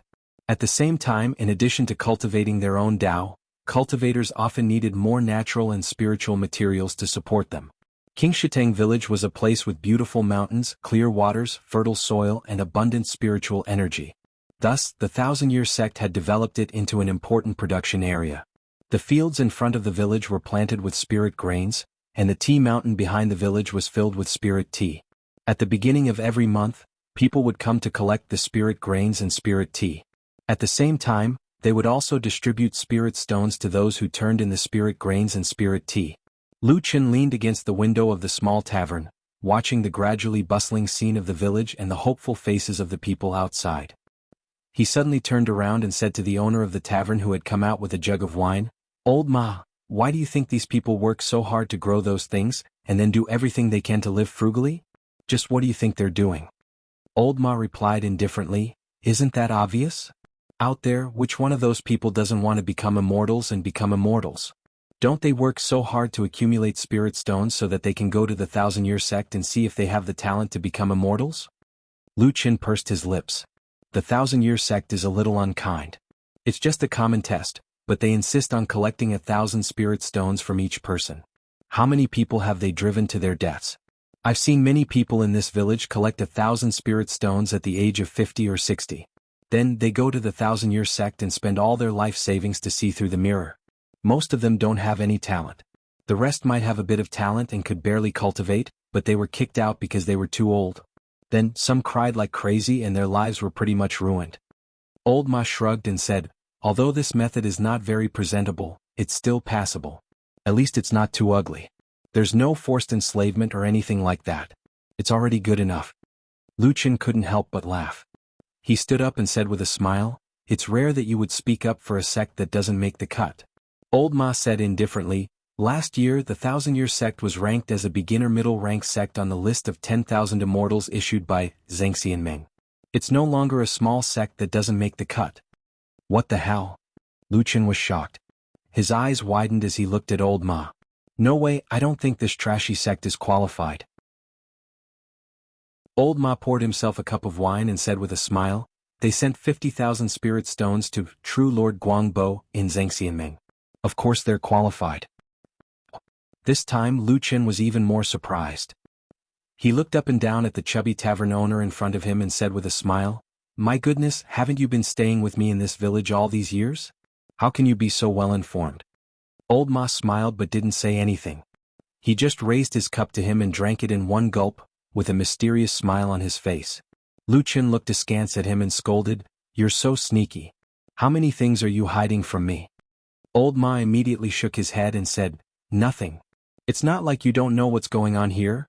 Before he finished speaking, they suddenly heard a loud noise coming from outside. It was so loud that it broke the silence of the village as if something big had happened. Lu Qin and Old Ma frowned at the same time and looked outside. After a while Lu Qin said, "It seems to be coming from the entrance of the village." Old Ma said, "You stay here. I'll go and have a look." Lu Chen shook his head and said, "Let's go together." Old Ma wanted to persuade him again, but when he saw Lu Chen's expression, he hesitated and didn't say anything. They walked out of the tavern and walked all the way to the front of the village. On the way they saw many villagers running in the same direction. Many of them looked surprised and excited as if they had heard some special news. Chapter 10. Old Ma took 2 steps forward and suddenly saw a familiar villager who frequented the tavern. He quickly grabbed him and asked, "What's going on up ahead? Why is it so noisy?" The villager did not stop and said loudly, "I heard that a few immortal masters from the Thousand Autumns sect found a demon from the divine sect of the 3 realms who had snuck into the sect. He's now at the entrance of the village." Old Ma's body shook and he unconsciously let go of the villager. After a while he turned around and looked at Lu Chen who was beside him. He saw that his friend was frowning slightly, his face indifferent, but there seemed to be a strange light in his eyes. Old Ma took a deep breath and said in a low voice, "Let's go back." Lu Chen looked at him and said lightly, "If you turn back now, wouldn't it look even more strange to others?" Old Ma frowned and looked around. Sure enough, almost everyone in the village was walking in the direction of the village entrance. At this time, if only the 2 of them suddenly turned around halfway, it would indeed be a little conspicuous. At this moment, Lu Chen reached out and patted his shoulder saying, let's go take a look together." As he said that, he walked straight ahead. Behind him, Old Ma sighed helplessly and followed. The 2 of them walked all the way to the entrance of Qingshitang village. The place was half filled with water and half filled with fields. There was only a path in the middle that led outside. About 300 feet away from the entrance of the village, there were 5 people dressed in similar clothes standing there. One of them had a foot-long wound on his chest. Blood seeped out and dyed half of his body red, but he still held a sharp sword in his hand, as if he had not given up on struggling. The other 4 spread out and surrounded him, also holding sharp swords in their hands. They all looked disdainful and disgusted. Lu Chen and Old Ma stood in an inconspicuous spot in the crowd and watched the scene unfold in front of them. They saw that the 5 people were dressed in the style that the disciples of the Thousand Autumns sect usually wore. The 4 who surrounded them consisted of middle-aged men and young men, while the injured one looked to be in his early 20s. He seemed to be the remnant of the divine sect of the 3 realms that was being hunted down. From the corner of his eye, Old Ma looked to his side and saw that everyone was looking at them eagerly and nervously. No one had noticed the 2 of them, so he nudged Lu Chen without saying a word, but his eyes showed a hint of inquiry. Lu Chen stared at the young man for a moment and did not speak. He only shook his head lightly. For some reason, Old Ma suddenly breathed a sigh of relief. At this time, the leader of the 4 from the Thousand Autumns sect, a middle-aged man with a cold expression, pointed his sword at the young man and shouted, "Vile spawn! You're about to die and you still don't know how to repent?" The young man was heavily injured and his expression changed. He smiled bitterly and said, "Master, I've always been respectful to you and served you well. I've never done anything wrong to you. Why do you still treat me like this?" The middle-aged man heard this and frowned. A hint of hesitation flashed across his face. It seemed that the person in front of him had always been his favorite, but now he was a little hesitant. The young man suddenly fell to his knees and threw away the sword in his hand. He crawled forward and cried to the middle-aged man, Master, I was wrong, please forgive me." The middle-aged man sighed and the sword in his hand slowly drooped. He sighed and said, "The sect's rules are strict and the League of Immortals has strict orders. There's nothing I can do. You can only blame yourself for walking the wrong path." Fine. Since we're master and disciple, I will." While he was speaking, the people around him were also listening attentively. However, in a distant corner of the crowd, Lu Chen suddenly snorted softly. Old Ma, who was beside him, was slightly startled and turned to look at him. At this moment, someone suddenly shouted, "Martial uncle, be careful." The middle-aged cultivator's body trembled. Before he could react, the young man who was kneeling in front of him suddenly pulled out a short blade from under his sleeve. The young man's figure burst forward, and he directly stabbed the middle-aged man's abdomen with the short blade. This sneak attack was vicious. Even though the middle-aged man's cultivation was far stronger than the young man's, he was caught off guard and couldn't dodge. However, the middle-aged man's cultivation was extraordinary. With a roar, all the muscles in his body tightened. At the same time, he struck out with his palm and sent the disobedient disciple flying. He staggered back 3 steps and was about to roar when his voice suddenly became hoarse. He looked down and saw that the wound on his abdomen was bleeding black blood. There's poison on the blade. The other 3 disciples of the Thousand Autumns sect had already rushed forward with angry roars, surrounding the young man and attacking him. The young man was seriously injured. He had already thrown away his longsword, and he did not retrieve his dagger after injuring the middle-aged man. At this moment he was empty-handed. Under the siege of his 3 former fellow disciples, he could only retreat in defeat. However, there was no fear on his face. Instead, he seemed to have gone mad. He laughed and shouted at the top of his lungs, "The true God has descended and unified the 3 realms. In the future I will ascend to the ranks of immortals and go." Before he could even finish his sentence, he had already been struck by a ray of sword light and fell to the ground. The disciples of the Thousand Autumns clan who followed closely behind him all looked like they hated this person to the core. They all followed closely behind. Sword lights rained down, and in the blink of an eye, blood splattered everywhere. In an instant, this person was reduced to a pile of meat paste in broad daylight. Immediately afterward, the 3 of them quickly turned around and surrounded the injured middle-aged cultivator. When they saw the wound, they looked at each other with fear on their faces. At this time, the middle-aged man was the calmest. He whispered in a hoarse voice, "Let's go back to the mountain."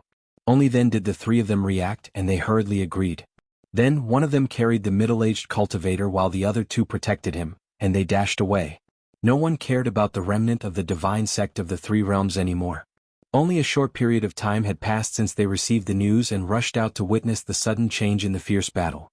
However, the intrigue and fierceness of the battle had greatly shocked the mortals who were watching the battle. After a while, the people at the entrance of the village slowly dispersed. At the same time, among the discussions, most of them were curious about the divine sect of the 3 realms. Many people knew about this. Since it wasn't a secret, they took the opportunity to tell the young people who didn't know much about the divine sect of the 3 realms. The general idea was that the divine sect of the 3 realms was actually a sect with a long history. They believed in the 3 realms of gods, humans, and ghosts. Chapter 11. It was said that there were many fanatics in the 3 realms divine sect who firmly believed that only by opening the world wall and inviting the true God to descend to the mortal world and unify the 3 realms would the world be united. Because of this, they did all kinds of strange things and killed a lot of people. They were even given the title of demon sect, and were not tolerated by the world. Many years ago, this sect was labeled as the #1 evil sect by Zhang Xianming and ordered the world to hunt them down. Since then they have not seen the light of day and turned to secret activities. But these years, it was said that there were many disciples who infiltrated the many cultivation sects in Zhang Xianming and secretly did some sinister things. It was really a big problem for the world's righteous path. The crowd dispersed while discussing. No one cared about the corpse of the remaining member of the 3 realms divine sect. After a while, someone would naturally come to clean it up. Old Ma and Lu Chen were at the back of the crowd and slowly walked into the village. Old Ma said in a low voice, "How was it?" Lu Chen was expressionless and even his tone did not change as he said, "A bunch of lunatics." Walking back to the village, the clear stream, green bamboo and peach blossoms, as well as the distant green mountains, the tranquil and beautiful scenery seemed to isolate the bloody scene from before. It made people subconsciously feel that the chaos and turmoil was still a long way away. After walking for a while on the bluestone road, Lu Chen suddenly saw a peach tree in front of a fork in the road. The branches were full of tender red, and under the tree stood a beautiful young woman, leaning on the tree. Human face, peach blossom. For a moment he did not know which was more beautiful, but it was Ding Dang. A wind blew and a few petals fell. She stood there in a light dress as if she was a fairy, as beautiful as a fairy who was not tainted by the mortal world. Many of the villagers who passed by saw this scene, and many of the men turned back. Especially some of the young men had a covetous look in their eyes, but most of them still hurried past, and no one came forward to talk. On this side, Lu Chen said to Old Ma seriously, "In a few days it will be the day to collect the tea. I also have to go collect the goods. You go back first." Old Ma cursed, "Bullshit. Do you think I'm blind?" Lu Chen smiled and said, "Then do you want to come with me to collect the goods?" Old Ma sneered and said, "Don't say that I didn't warn you. Be careful that you don't play yourself to death." With that said, he clasped his hands behind his back and strode away. Lu Chen smiled at Old Ma's back, then walked straight to the peach tree and said with a smile, "What's wrong? I remember that you were sleeping in. Why did you come out to watch the show?" Ding Dang rolled her eyes at him, then looked towards the village entrance and said, I heard that the commotion outside wasn't right, so I wanted to come out to take a look. In the end, just as I reached here, everyone returned. What's going on outside? Lu Chen then told her everything, causing Ding Dang to suck in a breath of cold air, her face revealing a trace of fear as she said, "Ah? Wasn't that person also a disciple of the Thousand Autumns sect? He had already cultivated immortal arts, how could he die just like that?" Lu Chen laughed, using his hand to lightly pat Ding Dong's head. He laughed and said, "What are you saying? On what basis can a cultivator who has cultivated immortal arts and divine arts not die? Go go go." Ding Dang said coquettishly, waving her hand to hit the hand that Lu Chen used to take advantage of her a few times, then with a look of yearning and melancholy she said, "But, the cultivators that we dream of, isn't it to seek immortality to ascend and become immortals? It's not easy for us to have this opportunity, we should just peacefully cultivate and live our lives honestly. How can there be so many messy things? Che, you've only seen so much and you're already sighing here." Lu Chen glanced at her and said to her, "Let me tell you, you didn't see it just now, but the dead person outside the village was slashed 7 times, 1 sword cut off his hand, 2 swords pierced through his abdomen, 1 sword cut through his ribs, and the other 3 swords slashed his face. Blood splattered everywhere, and in the end all that was left was a pile of meat paste, no longer recognizable as a person. Aya."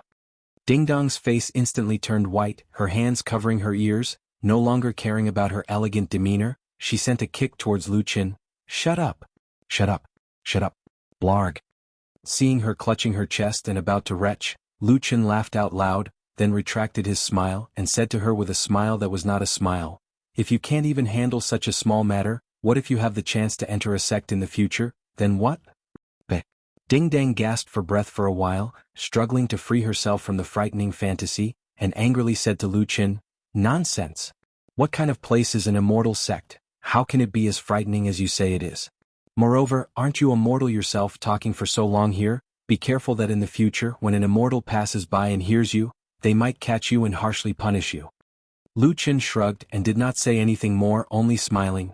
"Forget it, in a few days the 1,000-year sect will send people down to collect spiritual tea and spiritual grains. I also have to go to the tea mountain to collect some spiritual tea to exchange for spirit stones." Ding Dong's eyes lit up and said, "How's the harvest recently? How many spirit stones can it be exchanged for?" Lu Chen looked at her and laughed. "Look at how anxious you are, how many spirit stones have you saved up? How far are you from 1,000? Ding Dang huffed. "This old lady is not going to tell you in any case. If you have spirit stones then come find me, otherwise get lost." Lu Chen laughed. "I say, nowadays there are quite a lot of people working in Qingshitang village, and most of them are men. As long as you are willing to let go, 1,000 isn't too hard." "Go to hell. Do you think this old lady is such a loose person?" Ding Dang said angrily, but seeing Lu Chen nodding his head, Ding Dong's face reddened, and she could not help but kick him again. "Stinky man, why do you always make me angry? Are you afraid that I won't age fast enough?" Lu Chen jumped away and smiled. "Spirit stones are things that can't be brought along in life and can't be taken away in death. I have always spent them casually. But the people working in this village are probably like you, wanting to take a look at the 1,000-year sect's immortal mirror, so even if they are envious of you, no one is willing to go to your door, right?" Ding Dang stopped in her tracks and snorted, "You know and you still say it? Those shameless people, they only want to take advantage of me all day long. This old lady here has already kicked them out, but in the end, those spineless people all talk bad about me behind my back."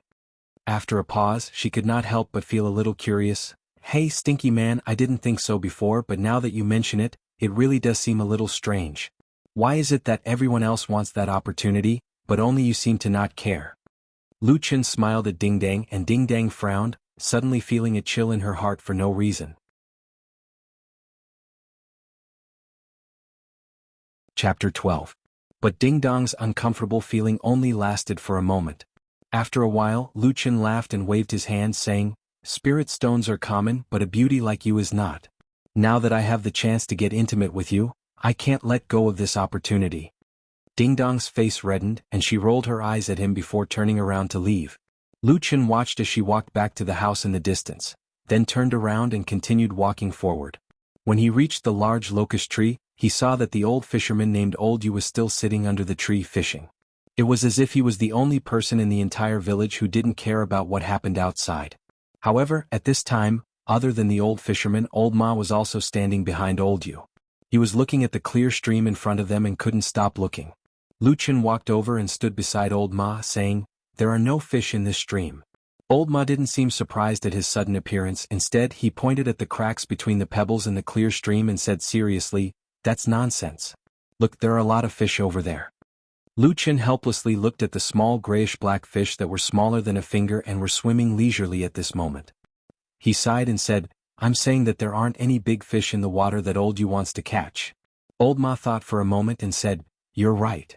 The two of them walked side by the clear stream, feeling the spring breeze on their faces. As they walked, Old Ma suddenly said, "That woman named Ding Dang, if she really gathered 1,000 spirit stones and luckily passed the test of the 1,000 Autumn Gate Immortal Mirror, and became a cultivator of the 1,000 Autumn Gate, what do you think the first thing she would do?" Lucien looked at the green mountains in the distance. A smile hanging on his lips, he said, "Oh, diligently cultivating in order to live forever?" Old Ma glanced at him and said, "I think the first thing she would do after gaining cultivation is to sneak back here and kill the man she had a relationship with." Lucien laughed and patted Old Ma's shoulder. "Old Ma, why are your thoughts so dark? She's a woman, she didn't do anything to you, why do you hate her so much? Moreover, for those things that have not happened, who can say for sure? If I were to say, maybe after Ding Dang obtains the Tao, she will remember our old relationship and come back to help me cultivate on the mountain. What do you think?" Saying that, he could not help but laugh out loud. Old Ma sneered and ignored him. He took a few more steps forward. Seeing that he had reached the fork in the road leading to the tavern, he suddenly said lightly, "You know I'm right." Lucien's footsteps paused for a moment. He walked to the fork and turned to Old Ma and said with a smile, "It's getting late. You go back to your wine shop, I'm going home to sleep." Old Ma stared at him and said, "You've seen more things than me, why do you turn a blind eye to it?" Lucien's eyelids slightly drooped. After a moment of silence he said, "I've seen a lot, so I want to look on the bright side. This way at least I can live comfortably." He shrugged his shoulders and said, "Otherwise even if I live, it might be a life worse than death, so it's better to let myself be happy." After speaking, Lucien laughed, looking cheerful and happy. He waved to Old Ma beside the spring breeze and under the green bamboo and peach blossoms, then turned and left. Old Ma looked at his back and shook his head. His face gradually revealed some emotions, but he didn't say anything in the end. After leaving Old Ma, Lucien walked along the Qingshui stream all the way to the foot of the mountain. He could see a lonely straw hut built at the foot of the mountain.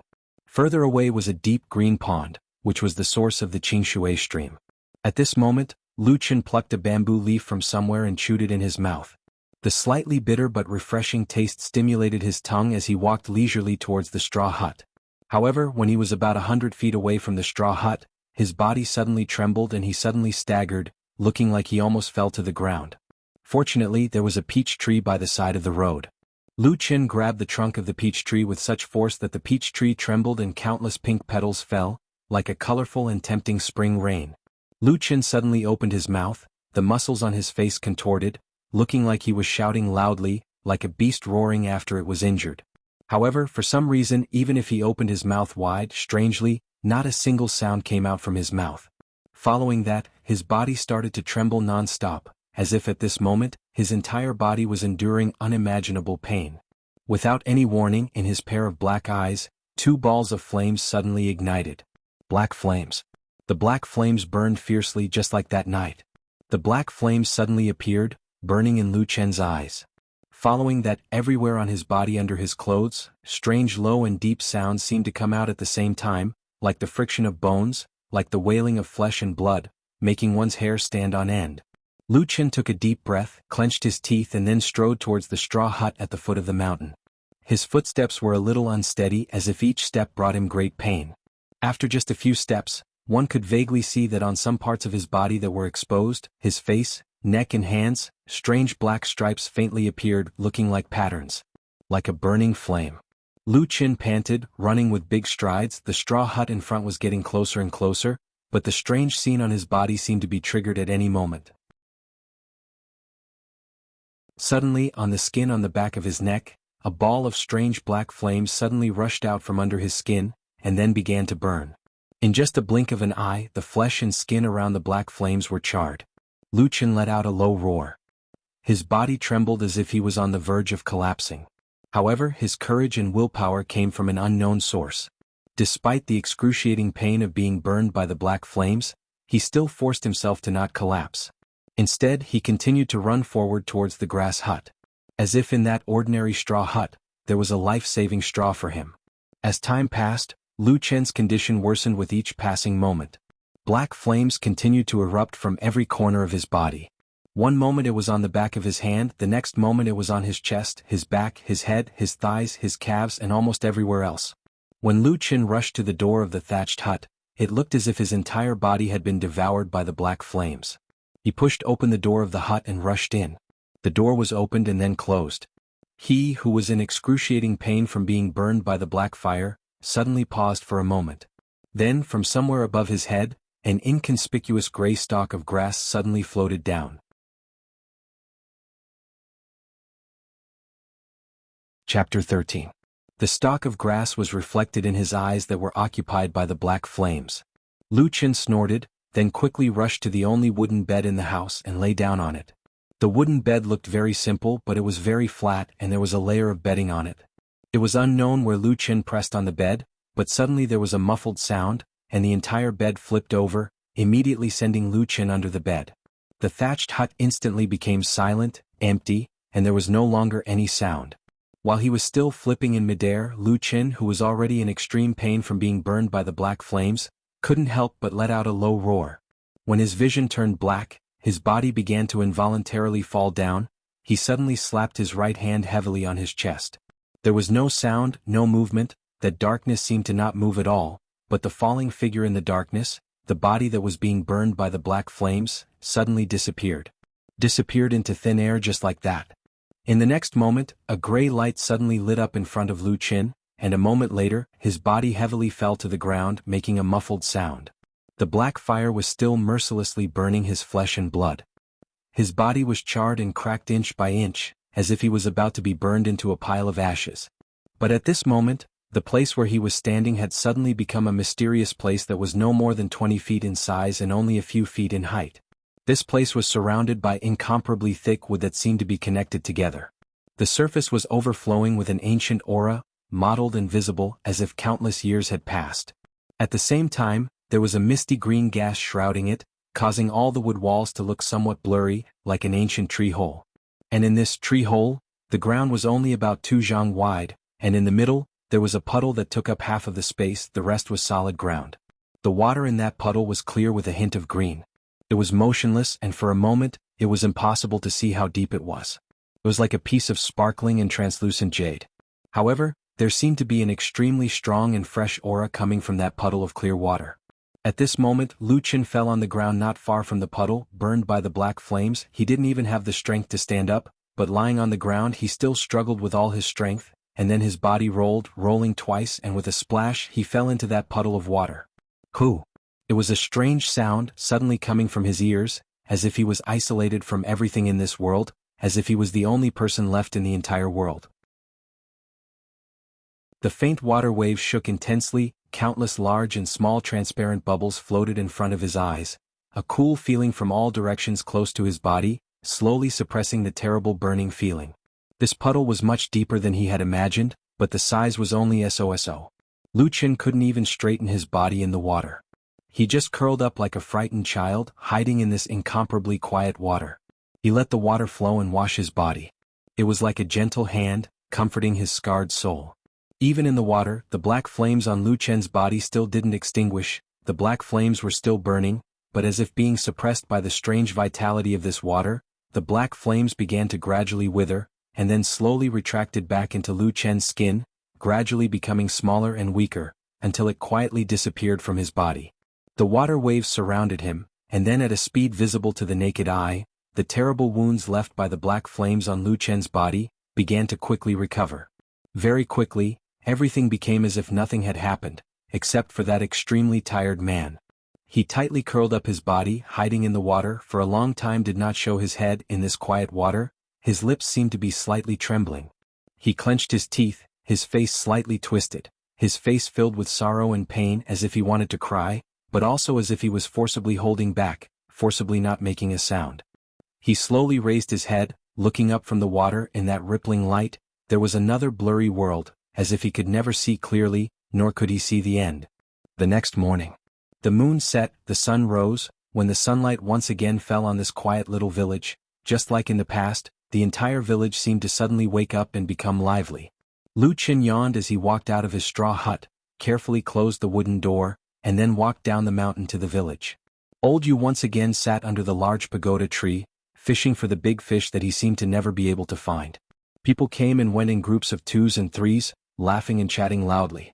Most of the topics they talked about were the people from the Thousand Autumns sect who would be coming down to collect the spirit tea and spirit grains in a few days.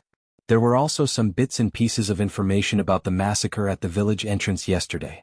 After listening for a while, Lu Qin felt a little bored and he also felt a little hungry, so he habitually walked to the small tavern. Although this time was a little later than yesterday, Old Ma clearly had no intention of opening the door for business. The tavern's door was still closed. However, to Lu Qin this was of course not a problem. He walked over and knocked on the door twice, then laughed loudly. "Old Ma, open the door for business."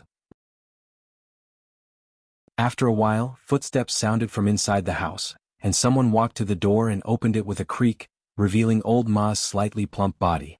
Lu Qin smiled and patted Old Ma's shoulder, saying, "I'm hungry, cook something for me to eat." As he said this, he walked straight past Old Ma, but then he heard a light cough from Old Ma. Lu Qin's eyes narrowed slightly, sweeping across the small tavern, and then he saw a figure sitting at a table in front of him, this early in the morning. It was an old man who looked to be in his early 50s, with gray hair and a warm smile on his face, and even nodded when he saw Lu Qin. Old Ma closed the door behind him, inserted the door bolt, then walked to Lu Qin's side and said softly, "Inspector Lu just arrived here this morning." Lu Qin nodded, walked over and smiled at the old man, looking like they were actually very close, and he even patted the old man's shoulder, saying with a smile, "Old man Lu, don't you come here once a year? I remember that the last time you came to Qingshitang village was only half a year ago. Why do you miss me?" Ha ha ha. This old man with the surname Lu looked very amiable, and he smiled at Lu Qin, saying, "Little Lu, you really know how to joke, but this is a routine inspection under the orders of Hall Master Shui, so I came over to say hello to both of you."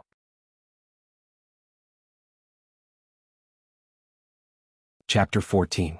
Jokes aside, looking at old Lu's half-serious smile, Lu Qin said with a straight face, "What is it?" Inspector Lu smiled and said, "I'm not young anymore. 3 months ago, I met with an accident during an inspection and got injured in a fight. Thinking about it, I've worked in the Immortal Alliance for decades, so I thought it'd be better for me to retire at home." Lu Qin was slightly surprised and said in shock, "There's such a thing?" Inspector Lu smiled and said, "Isn't that so? In the future, the Immortal Alliance and Fuyunji's Hall Master Shui will send people to deal with the corresponding matters. I'll be returning to the Immortal Alliance in a few days. After finishing the last bit, I'll retire and return to my hometown. Little Lu, we've known each other for 10 years. Let's say our goodbyes today. I hope we'll meet again in the future." Lu Qin nodded and cupped his hands. "Thank you for taking care of me all these years, Inspector Lu. I can't thank you enough." Inspector Lu laughed and chatted with Lu Qin for a while. Then he stood up and said goodbye. Lu Qin and Old Ma sent him to the door. After he left, Lu Qin watched Old Ma close the door. His fat face seemed to be solemn. Suddenly he smiled and said, "Why do you look like you have something on your mind?" Old Ma glanced at him and said, "Aren't you worried at all?" Lu Qin waved his hand and said, "Didn't I tell you yesterday? The most important thing to do is to be open-minded. Don't take everything to heart. That way you can live a more comfortable life. Tell me what's the matter." The higher-ups said that they'll deduct the number of spirit stones you get every month. Bang! A loud sound startled Old Ma. Lu Qin slammed the table and stood up. His face was full of anger and he shouted, "Damn it! Which bastard dares to mess with me?" Old Ma gave him a sidelong glance. Lu Qin glanced at him and snorted, "Why are you looking at me?" Old Ma gloated, "The bastard you scolded is perfected Lord Tianlan." Lu Qin was stunned for a moment and then became angry. He said, "What's so great about a perfected lord? Is that old man going to break his promise and turn against me?" Old Ma coughed a couple of times and said, "The 6 perfected lords of the Immortal Alliance are all peerless figures with remarkable abilities. You've directly called out the perfected lord's name. Maybe he can sense it?" Lu Qin sneered and said, "So what if I scolded him? Tianlan, old man, you're an old man with short legs and long arms, fatter than a pig, full of evil tricks and bald head." Old Ma was dumbfounded and couldn't say a word for a long time. Lu Qin looked around and saw that the tavern was quiet. It didn't look like something would suddenly happen. He said to old Ma, "Look, either that old man Tianlan can't hear me, or he sensed that I was scolding him, but he didn't dare make a sound." Old Ma smiled bitterly and said, "Little Lu, it's not good for you to be like this." Lu Qin rolled his eyes and said, "He's going to deduct my spirit stones and you're blaming me for falling out? Didn't you say that you would let me live a comfortable life?" Old Ma said sternly, "I was there that day too. I don't remember Senior Immortal saying this." Lu Qin said angrily, "Then who said that?" "I remember it very clearly." Old Ma pointed at Lu Chen's chest and said, "You said it yourself." Lu Chen looked at Old Ma suspiciously, then waved his hand and said, "Forget it, who can remember things from 10 years ago so clearly? Let's not talk about it for now. In any case, deducting my spirit stones won't do." Old Ma sighed and said, "I just asked. In fact, you're not the only one deducted. All the shadows under Fiyunji are the same." Lu Chen was startled and suddenly stopped talking. His eyes flickered for a moment, then he stared at Old Ma. Old Ma felt a little uncomfortable under his gaze and looked away. After a while, Lu Chen's previous anger and ruckus seemed to have vanished without a trace, and he seemed abnormally calm. After a long time he suddenly said, "Damned old man, have you been forced into a difficult position?" Old Ma smiled and looked a little bleak. He said, "Senior Immortal had no choice. Zhengxianming has been passed down for more than 3,000 years. It has a big business and countless talents, but it is also full of countless flies and dogs. Therefore the spirit stones are always not enough to spend. Fiyunji doesn't produce and we don't see its head. It only says that it will take care of the heroes who have made great contributions to the Immortal Alliance, but it doesn't explain any details. It is equivalent to spending such a huge amount of money every year with empty words. Many people in the Immortal Alliance have long been unhappy with it." Lu Qin was silent. After a while, he shook his head gently and didn't say anything. Old Ma glanced at him, walked to his side, sat down and said in a low voice, "In the end, you and I both know that Senior Immortal feels guilty towards you. If possible, he doesn't want to make you feel wronged. But if he doesn't deduct your share, it will be highlighted. At that time, if it attracts the attention of people with ulterior motives." At this point Old Ma paused and said, "Fiyunji is under the banner of Senior Immortal Tianlan in the Immortal Alliance, but there are a lot of hall masters, supervisors, inspectors and monitors. All these years, only Senior Immortal and I know your real identity. Even Inspector Lu, who has been secretly patrolling for 10 years, and even Hall Master Shui, who is in charge of the affairs, don't know the inside story. They only think that you are the kind of people who have made some small contributions and then entered Fiyunji to eat and wait for death." Lu Qin suddenly grinned and said, "Old man Lu hasn't been bad to me all these years, but he doesn't have much respect for me either. Where did you find out about my identity?" Old Ma forced a smile again and shook his head with a sigh. Logically speaking, even this identity shouldn't have been revealed. But now this Immortal Alliance looks famous, but inside it is like a sieve filled with water. So this is also what Senior Immortal is worried about. Lu Qin was silent for a while and suddenly said lightly, "Those people are still investigating?" Old Ma hesitated for a while but still nodded and said, "Yes. That battle back then could be said to have hurt the foundation of the evil cult. Not to mention the destruction of the god-subduing spell, the most important thing is that 3 out of 5 elders are gone. This hatred is a blood feud that can't be solved. These few years we have caught some evildoers of the evil cult. After interrogation, when they asked about this, they all said that the evil cult has secretly sent countless people into the Immortal Alliance and the major cultivation sections. Their first priority is to investigate that matter back then. They must dig out the culprit, then tear the body into pieces and extract the soul to refine the spirit for revenge." Lu Qin snorted and said to Old Ma, "You can just say revenge. You don't have to say the words tear the body into pieces and extract the soul to refine the spirit." Old Ma laughed and said, "Wouldn't it be more imposing to add a few more words?" "Bah." Lu Qin spat angrily and then said, "Go cook the noodles." Old Ma said in surprise, "You just said a lot of vicious killers will tear your body into pieces, and you still want to eat noodles?" Lu Qin squinted at him and said, "Don't talk nonsense. I have a fire in my heart. If you don't cook noodles for me, I will smash your tavern."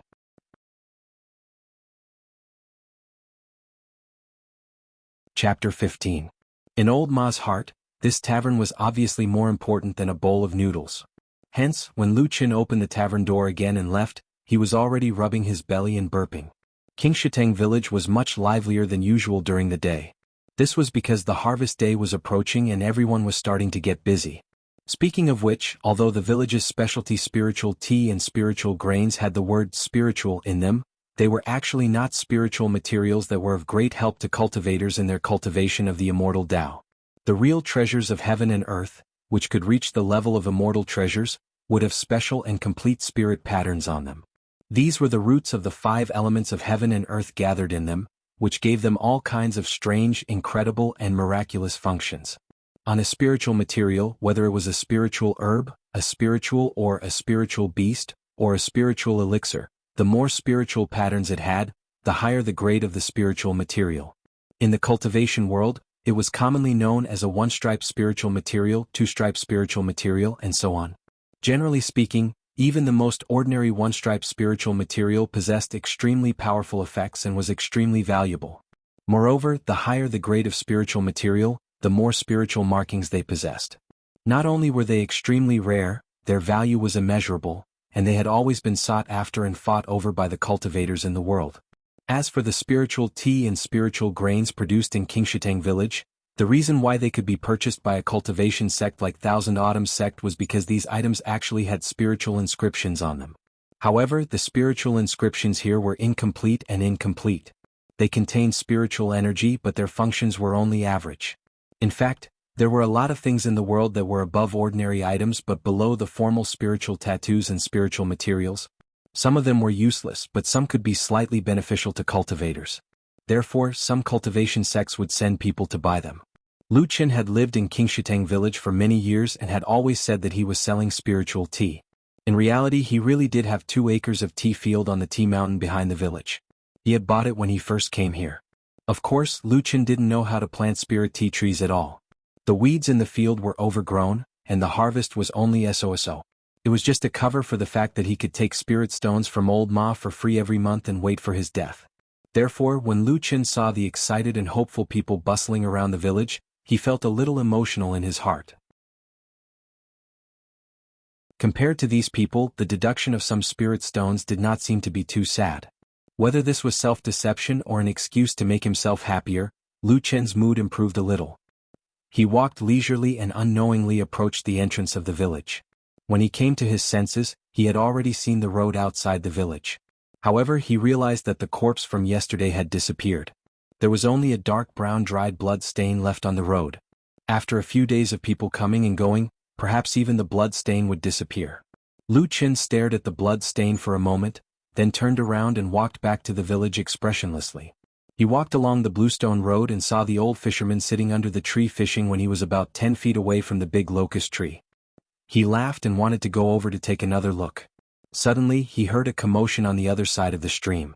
Lu Qin was a little surprised and turned to look at the other side of Qingshitang village. Qingshitang village flowed through Qingshitang village. There were houses on both sides of the stream, but the east bank where Lu Qin was at was more crowded. About 70% of the people in the village were there. There were also many pubs, inns, and miscellaneous shops here. On the other side of the west bank, there were probably only a few inconspicuous houses and it was usually quiet. Today was a strange day. There was actually some commotion coming from the other side of the river.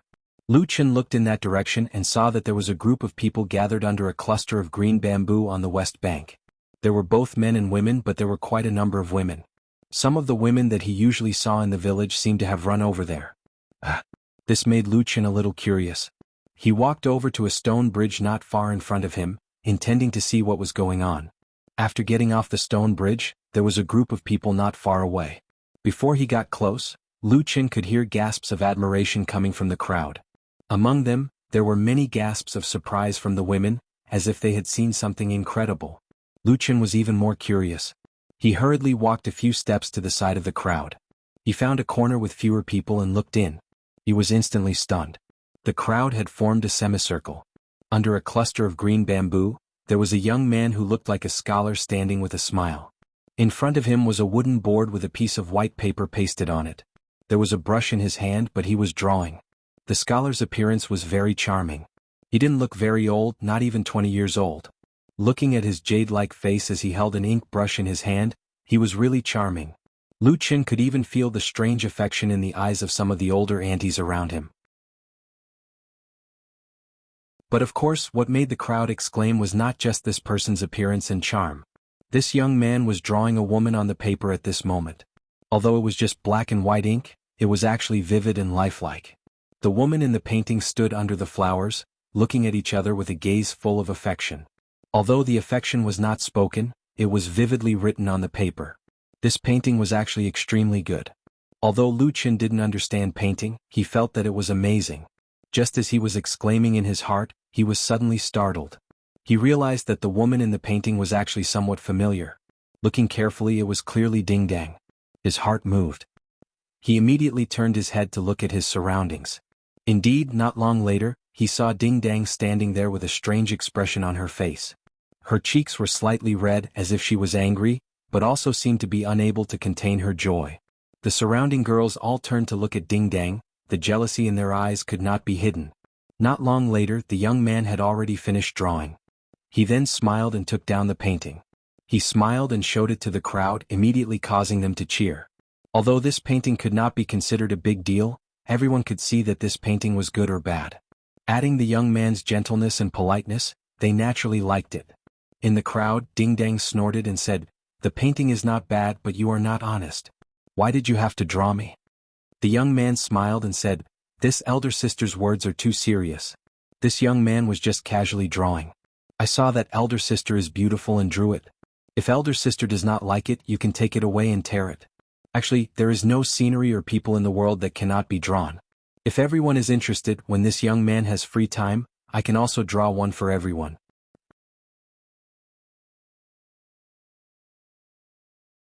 Chapter 16. The crowd immediately cheered, especially the girls who were the happiest. Ding Dang was happy at first, but then she became angry. She snorted and said angrily, "Flowery words." The young man smiled and shook his head. He walked over and handed the painting to Ding Dang. He smiled at her and turned to leave. Ding Dang looked at the young man's back as he left. She wanted to say something, but then she suddenly heard someone in the crowd say coldly, "Vixen trying to seduce men again." The crowd immediately quietened down. Many people laughed. There were both men and women. The men laughed in a more vulgar manner, while the women laughed more acrimoniously. The sound of the women's laughter was louder than the men's. Ding Dong's mouth twitched and her face darkened. She suddenly turned around and walked away. She quickly walked over the stone bridge and crossed the east bank. It seemed like she was going home. Lu Qin stood at the back of the crowd and calmly watched this scene. He then looked at the scholar who had already walked into another small path on the west bank. He then muttered to himself in a low voice, "How annoying. Why is it that young and handsome gigolos are more popular everywhere I go?" The painter and the person being painted had both left. The surrounding crowd naturally dispersed as well. When they left, there were many discussions. Many of them talked about the scholar, praising his handsome appearance and powerful painting skills. There were also many who talked about Ding Dang. They all laughed at her shameless flirting. They then began to worry for the young scholar, hoping that he would not be harmed by the vixen again. Lu Qin walked back to the east bank and yawned in boredom. Then he strolled over to the large pagoda tree and glanced at the fish cage next to Old Yu. As expected, it was empty. He sat down on the other side of the big rock and asked, "Old Yu, did you catch any fish today?" "No." The old fisherman did not seem to hear the malicious intent in his words and replied honestly. Lu Qin laughed and said to him, "I think you will never be able to catch any fish in this stream in your lifetime." The old fisherman was silent for a moment. Then, like countless times before, he replied woodenly, "There are fish in the water." "Is he?" Lu Qin stared at him. After a moment he suddenly lost interest. There really were all kinds of weird people in this world. He said, "Up to you. If you say there is, then there is. Serves you right for wasting your life here. In the end, even if you catch it, it will still be a waste." Every time they reached this point, the two of them would have nothing else to say. But one day, for some reason, Old Yu suddenly turned to look at Lu Qin and said slowly, "No, that's not it. I saw that there were spirit marks on that big fish. As long as I catch it and offer it to the immortals of the Thousand Autumns sect, I can cultivate too." A big fish with spiritual marks. Lu Qin couldn't help but laugh. Then he said, "Oh, if you really catch, this fish is worth more than 1,000 spirit stones. It's enough for you to enter Thousand Autumns sect. But you don't get eaten by." Old Yu looked at Lu Qin strangely and mumbled, "Fish don't eat people." Lu Qin smiled and leaned over to pat him on the shoulder. He did not say anything else. He glanced at the crystal-clear stream and got up to leave. At this time, the sun had already risen and shone on Qingshitang village. The Qingshitang stream shimmered, and the large locust tree shaded the sun. It was very cool and refreshing. Only small pieces of the sun fell through the gaps in the leafy canopy. Lu Chen took 2 steps outside. Just as he was about to leave, a ray of sunlight suddenly flickered under the shade of the tree. It was as if a shadow had flashed in a certain corner of the large pagoda tree. Lu Chen's body suddenly stopped. He turned and looked in that direction, only to see that it was just one of the roots of the big locust tree. A part of the roots bulged out of the ground, gripping the soil tightly. At the same time, there was a lot of green grass growing around the trunk and roots. Lu Chen's expression was a little strange. His brows were slightly furrowed, as if he was thinking about something. He was a little confused, a little nervous, and a little disgusted. But very quickly he calmed down and his expression returned to normal. Then he walked over to that spot and kicked his feet as if nothing had happened. He took off one of his shoes as if he was going to shake off the soil on the roots. His eyes quickly scanned the area. The shadow seemed to flicker in front of him again. This time Lu Chen saw it clearly. It was a somewhat strange pattern. It was a little scribbled, as if it was randomly carved in an inconspicuous place between the roots. In the drawing was a circle and a few lines of different thickness. When they came together, it vaguely looked like a simple and strange tree. The wound on the bark looked like it had been cut not long ago. It could not have been more than a day old. Lu Chen's expression slowly turned cold. He got up and put his shoes back on. Then he walked back to the big rock and glanced at old Yu, who was still fishing quietly. Then he lay down. He lay behind the old fisherman and closed his eyes. The sound of the flowing stream and the faint sound of the wind blowing the leaves above his head began to reach his ears. Everything seemed to quiet down, as if life in this village had been so peaceful for many years. Then he suddenly opened his mouth and broke the silence. "Old Yu, let me ask you something." "Oh," the old fisherman said woodenly. "You have been here for the past 2 days, right?" "Yes," the old fisherman said. Lu Chen pillowed his hands behind his head and looked at the green canopy above his head, as well as the broken sun peeking through the gaps between the leaves. "Has anyone else come here?" "No," old Yu said.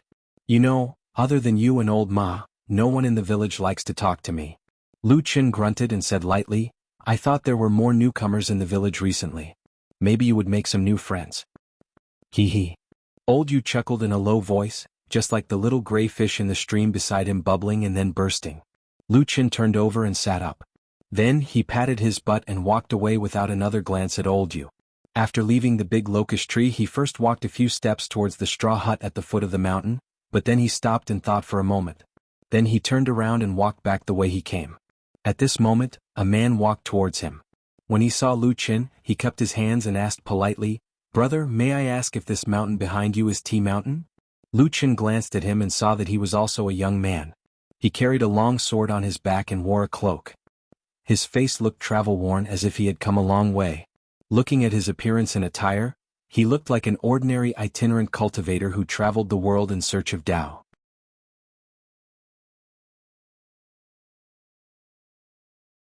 Chapter 17. When asked about the situation at the back of the mountain, Lu Chen nodded and said, "Yes, are you going to the Tea Mountain?" A hint of joy appeared on the young man's face as he nodded his head. Then he clasped his hands together and smiled at Lu Chen. "Excuse me for asking, but do you know of a place called the Flying Swallow Rock on the Tea Mountain?" Lu Chen was stunned for a moment and shook his head. "No, I've lived here for a long time and I'm very familiar with this Tea Mountain. There's no place called Flying Swallow Rock." The young man was stunned too. Obviously, he didn't expect to hear such an answer. He mumbled subconsciously, "That can't be. She was talking about the Tea Mountain in Qingshitang village." Lu Chen smiled. "Maybe. Anyway, this is Qingshitang village and the Tea Mountain. I've never seen the Flying Swallow Rock before. Why don't you go up the mountain and look for it yourself?" The young man thought about it and nodded. "That's true." Lu Chen turned his body and made way for him. He pointed to the green mountain behind him and said, "Follow this stone path along the stream and you'll reach the foot of the mountain. Then there are about a dozen mountain paths that can lead you up the mountain. You can pick any one." "More than a dozen mountain paths?" The young man seemed to be taken aback. Lu Chen smiled. "Half of the front of the mountain has been planted with spiritual tea. People come and go, so of course there are many paths." The young man finally understood and smiled. "No wonder it's called Tea Mountain. Thank you." He walked forward as he spoke. Lu Chen watched him walk past him. After taking a glance at his back, he turned around and continued walking forward. He had only taken a few steps when he suddenly heard a call from behind him. It was the young man's voice. "Big brother, wait a moment." It's only been a while and you've changed from a brother to a big brother?" Lu Chen smiled and turned around. He did not feel annoyed. Instead, he looked curiously at the young man who was running over from the bluestone path in the distance. He smiled and asked, "What's wrong?" The young man had an apologetic look on his face. Before he could say anything, he cupped his hands and bowed to Lu Chen. Lu Chen smiled and waved his hand. "You don't have to be so polite. You've been very polite since the beginning. Could it be that you're a disciple of the Kunlun party?" The young man was taken aback. He subconsciously took a step back and said in astonishment, "How did you know?" This time it was Lu Chen who was stunned for a moment. He then looked at the young man and said in surprise, "Could it be true?" The young man paused for a moment, seeming to be a little hesitant, but then he nodded and cupped his hands together, saying, "I am Hong Chuan, a disciple of the Kunlun party. May I know your name, and how did you know my background?" Lu Chen frowned slightly, then smiled bitterly and said, "It was just a random guess." The Kunlun party was very famous in the divine central continent. It could be considered one of the famous sects in the cultivation world. This famous cultivation sect was famous for two things. First, it had a very long history. Zhengxianmeng, which was made up of many cultivation sects, had a history of more than 3,000 years. During this time, countless sects rose and fell. There were only two sects that could stay in Zhengxianmeng and had a longer history than the Immortal Alliance. The Kunlun party was one of them. As for the second most famous thing, it was because it had a very long history. This cultivation sect had a lot of rules and regulations, and paid particular attention to etiquette and rules. Therefore, the disciples of this sect, regardless of their level of cultivation, naturally paid particular attention to etiquette. As the saying goes, 3 points of etiquette when meeting someone. When it came to the disciples of the Kunlun party, it would at least become 5 points of etiquette or 7 points of etiquette. Hong Chuan seemed to have some self-awareness of his own sect's characteristics. After hearing Lu Chen's question, he also laughed heartily. Then, he naturally cupped his fists together and said, "I have yet to ask for this big brother's great name?" Lu Chen waved his hand and said with a smile, "You are a disciple of a famous sect and I am just a country bumpkin. How can I bear these 4 words? I am Lu Chen." Hong Chuan said, "Oh." He actually thanked him for asking for directions just now. Lu Chen was a little amused by him and said with a smile, "Why are you back again? Is there anything else you want to ask?" Hong Chuan nodded and said, "Indeed. Brother Lu, I just thought of something. The flying swallow rock was also told to me by someone else, but that person also happened to pass by here many years ago, so the name of the place might not necessarily be the same as today. I just want to ask you, is there a place on this mountain where many red-billed scarlet swallow live?" Red-billed scarlet swallow? Lu Chen thought for a moment and said, "I have never heard of this kind of swallow, but according to what you said, I have thought of a place." Hong Chuan was overjoyed and hurriedly asked, "May I ask where that is? Can you tell me?" Lu Chen pondered for a moment, then said, "The front of Tea Mountain is flat and filled with tea gardens, but the back of the mountain is a bit steep. It's also divided into 2 foothills, the east and west. There's a high lake on the west foot of the mountain, while there's a rarely seen sinkhole on the east foot of the mountain. Every time dusk falls, there will be thousands of rock swallows flying out of the sinkhole in search of food."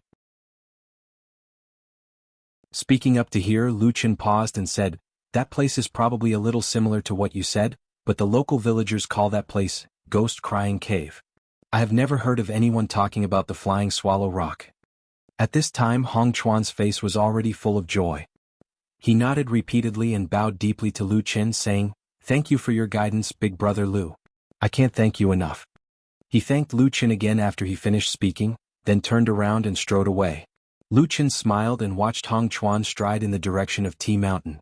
After pondering for a moment, he turned back and walked into the depths of the village. Not long after, he returned to the small tavern.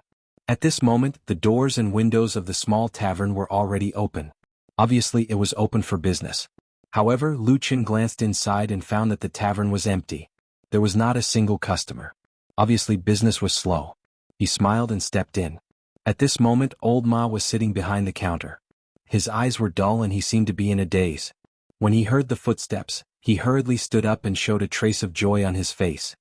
He opened his mouth and said, "Guest, please sit. What would you like to drink?" Before he could say the word wine, he saw Lu Chen's face appear in front of him. Old Ma's face immediately sank. He snorted and said, "Sit anywhere." Lu Chen laughed and said, "You are so unreasonable. Am I not a guest? It's fine if you don't entertain me, but you won't even give me a smile?" Old Ma sneered and said, "If you are willing to pay the bill, I will smile for you all day long."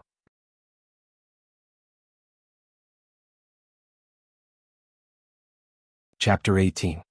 You're not a woman. Isn't it disgusting enough to smile at me for the whole day? Lu Chen snorted, then leaned on the counter casually, his body slightly leaning forward. Old Ma glanced at him, frowned slightly and asked in a low voice, "What's wrong?" Lu Chen lowered his voice and whispered a few words. Even in the quiet tavern, his voice could not be heard clearly.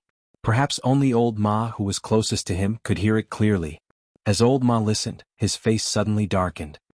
He slowly straightened his body and after a moment of silence, looked at Lu Chen again and said, "Are you sure?" Lu Chen said indifferently, "I've seen everything that happened in there back then." Old Ma nodded and then asked in a low voice, "What's the level of the secret code?"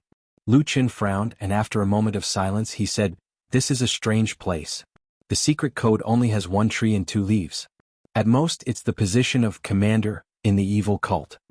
Old Ma's expression relaxed slightly and he pondered, "It seems that they're not looking for you? Maybe there's also a demon from the 3 realms divine cult here, and they're here to summon them?" Lu Chen snorted and said, "That's too much of a coincidence." Old Ma nodded and said, "I understand. I'll find out more about it, don't worry. But didn't the Thousand Autumns sect just kill a demon from the evil cult? Maybe the evil cult demons are here for that?" Lu Chen shrugged and said, "I hope so. Anyway, you keep an eye on this matter."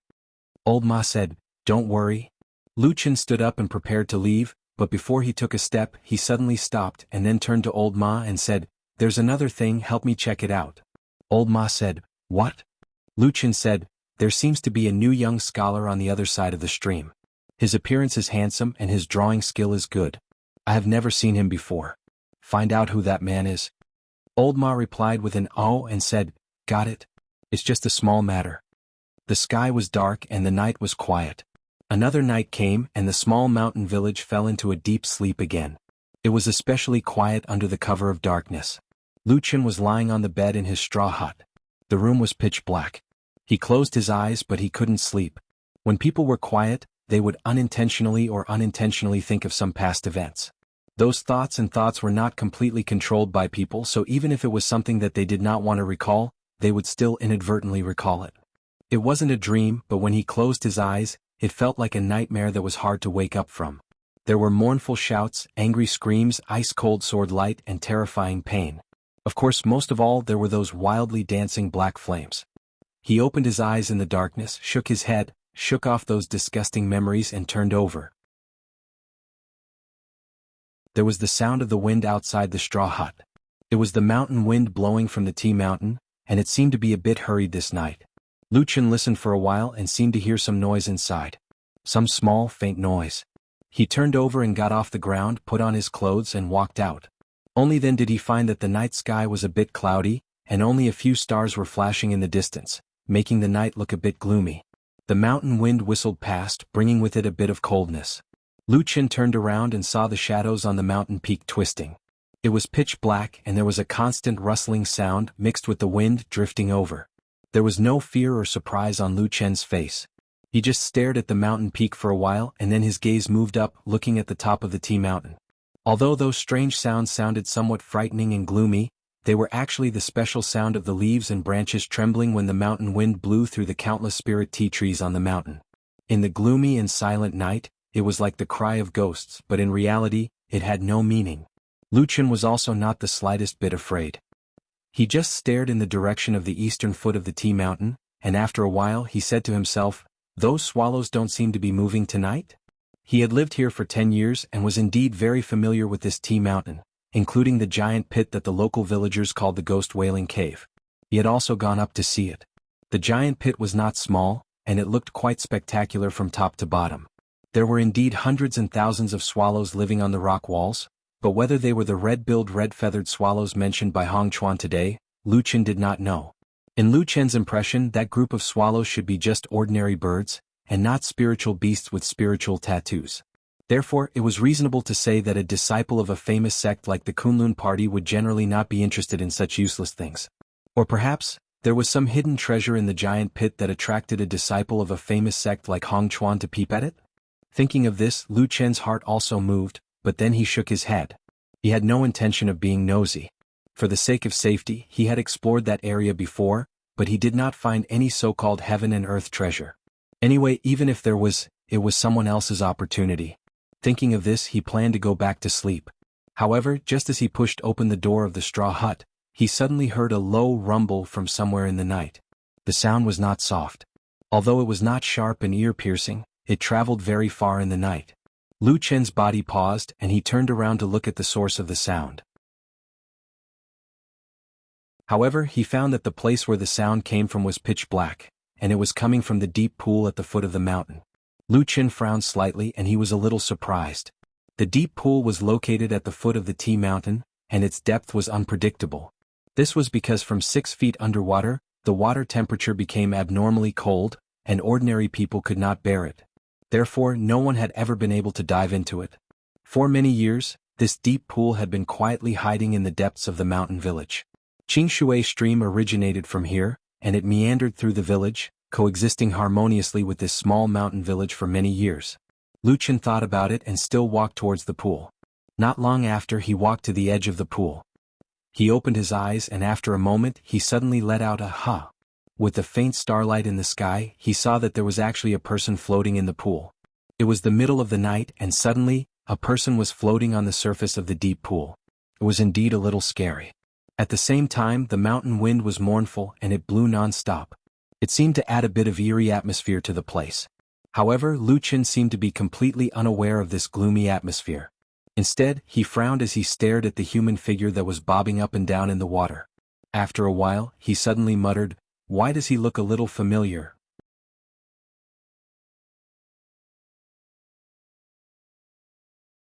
Chapter 19. In other words, you didn't sleep in the middle of the night, and when you woke up to feel the cold wind and listen to ghosts, you saw and saved a Kunlun party disciple who was almost drowned in the pool? In the tavern, Old Ma looked at Lu Chen with an unfriendly expression and said unhappily. The morning light shone through the tavern's window and fell on Lu Chen's face. He thought for a moment and nodded, "That's about it." Old Ma spat and sneered, "Do you know your identity? Especially when you just found someone in the village engraved the devil sect's secret mark. Damn it. Can't you be a little more honest?" Speaking up to hear, he suddenly froze and then looked up and down at Lu Chen, a trace of suspicion on his face. "Could it be, you thought of Lord Tianlan so? Of course not, who has the time to care about that damn old man?" Lu Chen said with a smile, "It's a human life after all." Old Ma sneered and said, "Bullshit, don't pretend in front of me. Tell me, why didn't you just let that idiot drown and be done with it?" Lu Chen coughed dryly and then said with a sigh, "Old Ma, you've been very vicious recently. Why do you want people to die so easily? I think it's a sign that your yin and yang are out of balance and your qi is not in harmony. How about this, you bring me 3 spirit stones and I'll help you talk to Miss Ding Dang and let her treat you." Old Ma flew into a rage and shouted, "Nonsense. Ding Dang only needs 2 spirit stones a night and you actually want to cheat me." Lu Chen was shocked and stood up to look at Old Ma and said, "Damn it. How do you know so clearly?" Old Ma's chubby face turned slightly red and then he regained his composure. After a snort, he poured himself a cup of wine and drank it. Then he said lightly, "I don't know what's going on in this village." Lu Chen looked at him suspiciously and said, "But why do I feel that there's something strange about you?" "Blame your head." Old Ma reprimanded him and then decisively changed the topic, saying, "About that evil cult secret record I have swept through the village once, the old people should not be a problem among the newcomers recently, there are about 3 or 4 people who are a little suspicious, I will keep a close eye on them." Lu Chen nodded and said, "Then keep an eye on them. Tell me if there's anything." Old Ma continued, "As for the young man on the other side of the stream you mentioned yesterday, I've looked into him. His name is Li Ji and he's not affiliated with any sect. He's a mortal who yearns for the path of cultivation. He's probably here to try his luck and see if he can enter the 1,000-year clan and find an opportunity." Lu Chen replied with a and didn't say anything else. This kind of background was the most common. 9 out of 10 newcomers who came to Qingshiteng village in a year had this kind of mindset. Old Ma continued, "Li Ji indeed has a good appearance. Not long after he came to this village, he has already gained the favor of many people in the village. In addition, his painting skills are excellent, and he often paints on the west bank. His paintings are all lifelike and most of them add a bit of charm, so he has gained the favor of the women in the village. Lu Qin thought for a while, then smiled and said, "This village has been lifeless for a long time, no wonder those women were tempted when they saw such a flirtatious and handsome man." Old Ma snorted, looking unconcerned, then added, "Oh yes, this Li Ji is also a newcomer. I mentioned that there are 3 or 4 people who are suspicious of the evil cult, and he is one of them." Lu Chen's brows immediately furrowed as if he thought of something, and his face instantly darkened. After leaving the tavern, Lu Chen walked along the Qingshui Creek towards his grass hut at the foot of the mountain. Along the way he saw the clear and slow flow of the Qingshui Creek, the green bamboo and peach blossoms reflected in the water, creating a beautiful scenery. Halfway there, Lu Chen suddenly heard a clamor of laughter coming from the opposite shore. His heart skipped a beat and he turned his head to look. Sure enough, he saw 3 or 4 women standing on the western shore, covering their mouths as they chatted and laughed. In front of them was the handsome and outstanding Li Ji, who was smiling as he put away his brush and wooden board. Suddenly there were footsteps behind him, sounding somewhat familiar. Lu Chen slightly tilted his head to look, only to see a familiar figure walking past him, walking towards the stone bridge on the creek. Her figure was graceful and her hair was like the clouds. It was Ding Dang. The woman looked at the other side, lightly lifting her skirt as she walked over, but did not notice Lu Chen, who was standing not far away.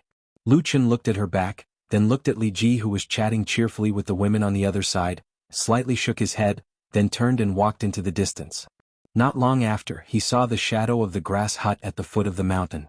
There were many residents in Qingshui village today, but there was only one grass hut built at the foot of T Mountain. As for the reason, it was actually very simple. It was because when the mountain wind blew at night, there would often be a sharp, ghostly wailing sound. It was extremely terrifying. Thus, in the past few years, Lu Chen lived alone in peace, other than being a little noisy at night. Walking to the door of the grass hut, Lu Chen first looked around, and after confirming that there was nothing strange, he then pushed the door open and walked in. In the grass hut that could not be considered too big, there was a person lying on the bed. It was the Kunlun party disciple Hong Chuan, whom he met yesterday. At this moment, Hong Chuan was lying on the bed with his eyes tightly shut, but his chest rose and fell rhythmically. It did not seem like he was seriously injured, it seemed like he was still in a dream. Lu Chen smiled. He had no intention of waking Hong Chuan up, he just randomly pulled a stool over and sat by the door. Then he looked outside the door at the scenery of the mountain village in the distance. He did not say a word, his eyes flashing slightly. It seemed like he was thinking about something. His patience was surprisingly good. Even if Hong Chuan did not wake up, Lu Chen still did not show any signs of anxiousness. It seemed like to him, as long as he was willing, it did not matter even if he waited for 3 days and 3 nights. However, of course, things would not be so exaggerated. It was probably not noon. After the sun had risen and shone on Qingshui village, Hong Chuan's body moved slightly, and he woke up from his dream. He seemed to open his eyes with some difficulty, and then looked around with a trace of confusion. Suddenly his body shook and he turned over and sat up, then looked around with a shocked expression, and very soon he saw Lu Chen sitting by the other side of the door of the straw hut. Lu Chen looked at him and said with a smile, "You're awake?" When Hong Chuan saw Lu Chen, he was also shocked and then said, "Brother Lu, why is it you?" As he spoke, he looked at the straw hut that he was in, and could not help but ask again, "Where am I?"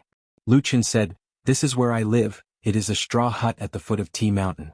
My house is simple, Brother Hong. I am sorry to let you suffer." Hong Chuan immediately shook his head, and then a strange expression appeared on his face. He said, Why am I here?" Lu Chen did not hide anything. He told everything he saw last night, as well as how he found Hong Chuan in the pool and saved him.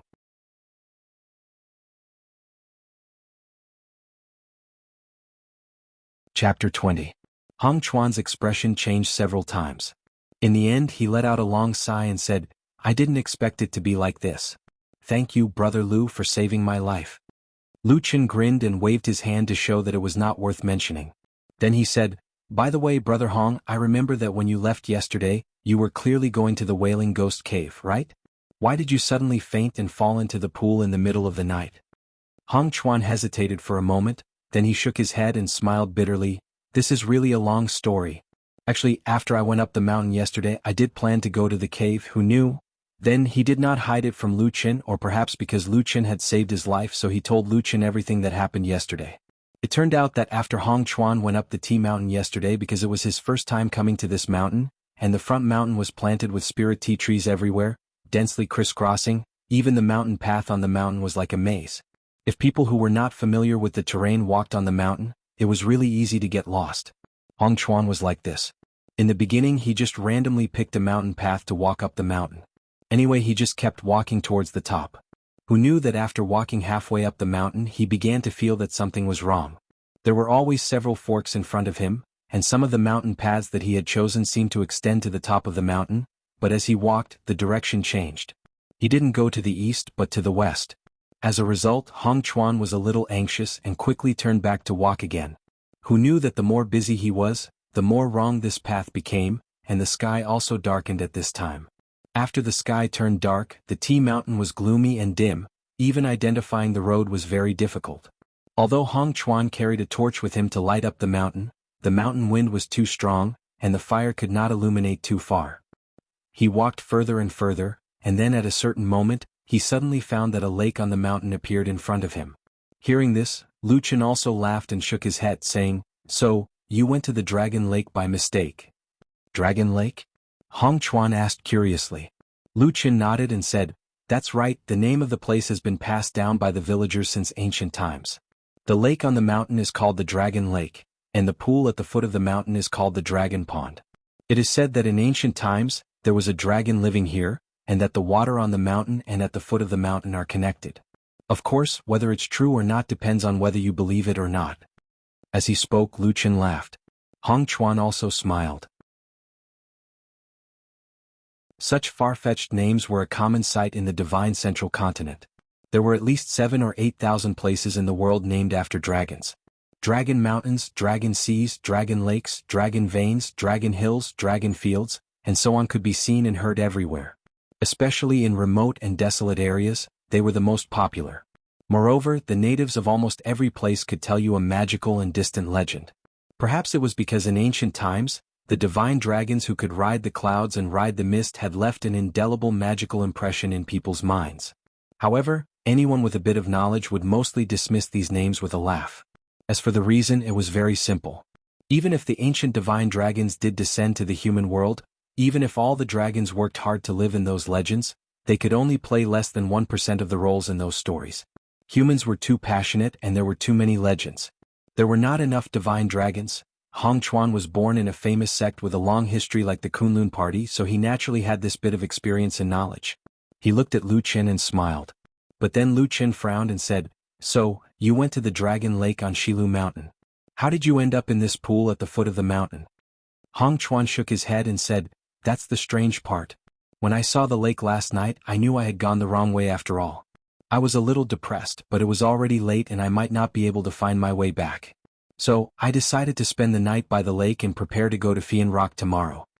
At this point he paused and then remembered something. He smiled apologetically at Lu Qin and said, The Fian Rock I was talking about is that sinkhole. Please forgive me, Brother Lu. I'm used to saying it and can't change it." Lu Qin laughed and said, "You don't have to be so polite." "I know. You can continue." Hong Chuan said, "Well, then I found a place by the lake to shelter from the wind and planned to spend the night. Who knew that in the middle of the night, when I was sleepy, I suddenly heard a strange sound from the Dragon Lake. It woke me up. Then I saw the originally calm lake suddenly boil. A moment later, a strange fish suddenly jumped out of the water. The water splashed down and silver light shone in all directions. It was as if it really was the legendary carp transforming into a dragon." Even the usually calm Lu Qin was shocked at this moment. He said in surprise, "What?" Hong Chuan smiled bitterly and said, This is what I saw with my own eyes last night. I didn't think of it because I heard Brother Lu mention that the lake is called the Dragon Lake." Lu Qin was also speechless for a moment. Then he heard Hong Chuan continued, "I was also stunned at that time. Because I was too surprised, I couldn't help but stand out. As a result, I only took 2 steps forward. The strange fish in the air suddenly turned its head and looked at me. According to what Hong Chuan said, that gaze seemed to contain a very strange power. Even if he had cultivation to protect himself, he still felt dizzy. Suddenly, his vision turned black and his body fell forward. In Hong Chuan's last memory, he only remembered that he staggered and fell into the lake. A cold wave of water drowned him. As for what happened after that, he had no memory. When he woke up, he was in this hut. After listening to Hong Chuan's words, Lu Chen didn't speak for a moment. He frowned and seemed to be thinking about something. After Hong Chuan glanced at him, he asked tentatively, "Brother Lu, from what you said just now, you saved me from the lake at the foot of the mountain?" Lu Chen nodded and said, "Yes, when I came out in the middle of the night, I happened to see some movement in the lake. In the end, I found you floating on the water. Otherwise, I really wouldn't have gone to the Dragon Lake to save you." Halfway through his words, he was suddenly startled and said, Could it be that the legend is actually true? The Dragon Lake on the mountain and the Dragon Lake at the foot of the mountain are actually connected by a secret water channel?"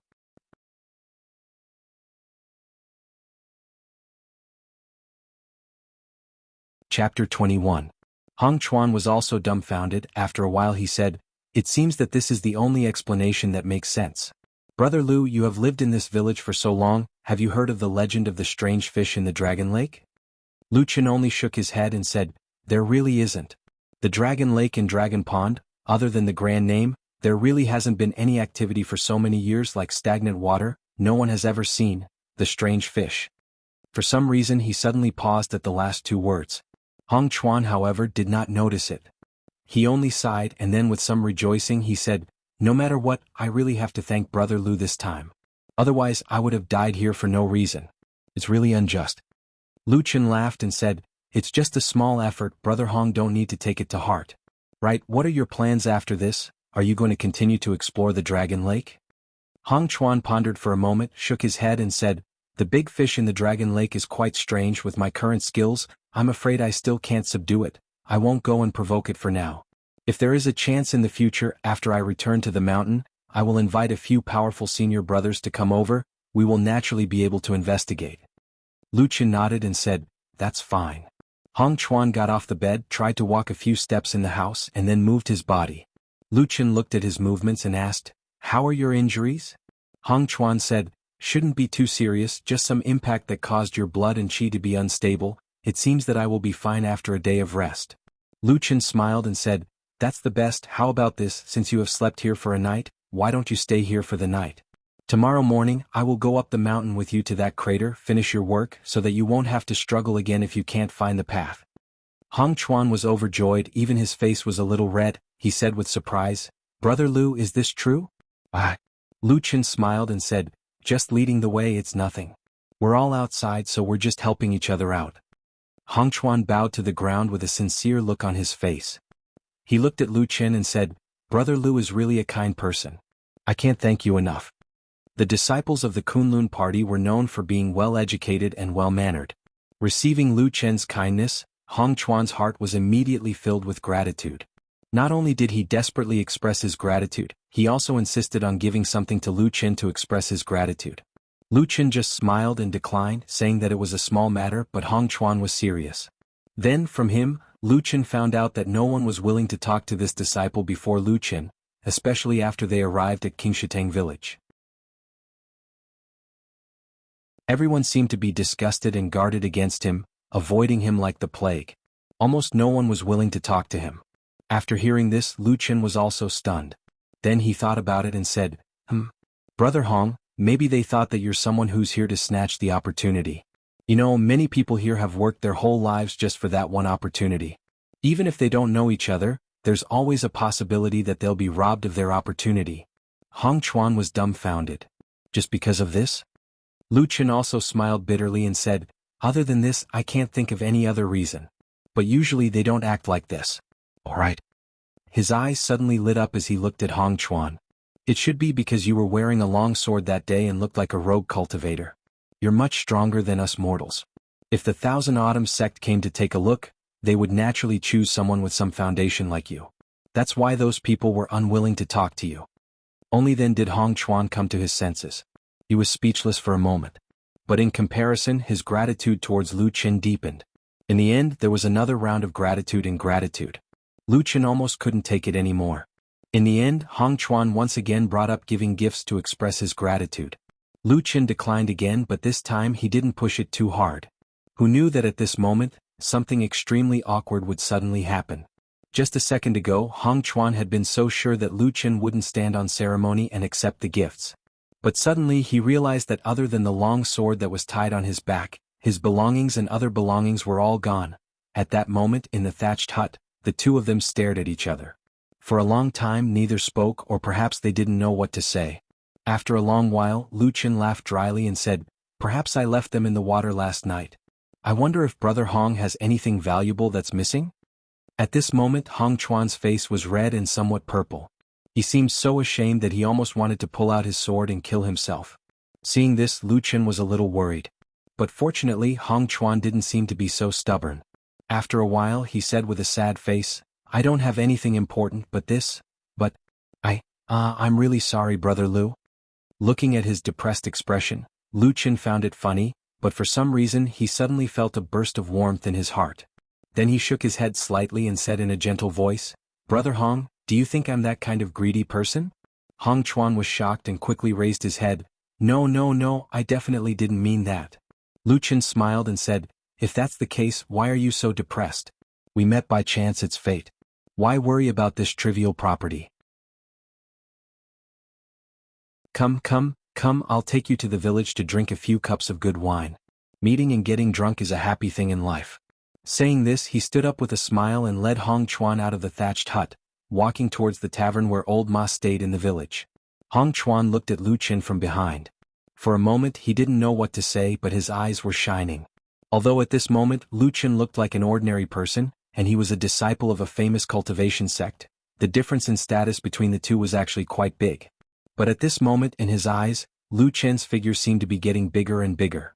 When passing by the stream of Qingshui, he suddenly thought in his heart, could this be the extraordinary person that Father talked about in this world? It's such a pity that such a person is buried in this countryside. And naturally, Lu Chen didn't think that at this moment he was following behind him in a somewhat embarrassed state. Thoughts were tumbling in Hong Chuan's mind. In fact, whether it was Hong Chuan or Lu Chen himself, they had probably inadvertently forgotten a fact, and that was that an ordinary person would almost never treat a cultivator with cultivation so calmly. Because between the two, not only was there a huge difference in strength, but there was also a huge difference in status. But to Lu Chen, everything seemed to be very natural. Not only did Hong Chuan not notice, even he himself didn't notice anything strange.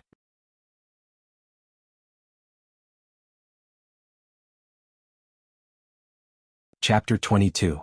Lu Chen took Hong Chuan into the tavern and found that the business of the tavern was good today. Several tables were filled with guests. Old Ma sat behind the counter with a smile on his face. He seemed to be in a good mood. Lu Chen walked over and greeted Old Ma with a smile. Then he asked for a pot of wine and sat down with Hong Chuan at the table next to him. The two drank and chatted. They were very congenial and regretted not meeting each other earlier. It didn't take long for them to finish the pot of wine. Lu Chen stood up with a smile and said to Hong Chuan, "You sit for a moment, I'll go get another pot." Hong Chuan was about to decline, but Lu Chen had already left with a smile. Hong Chuan had to sit down again.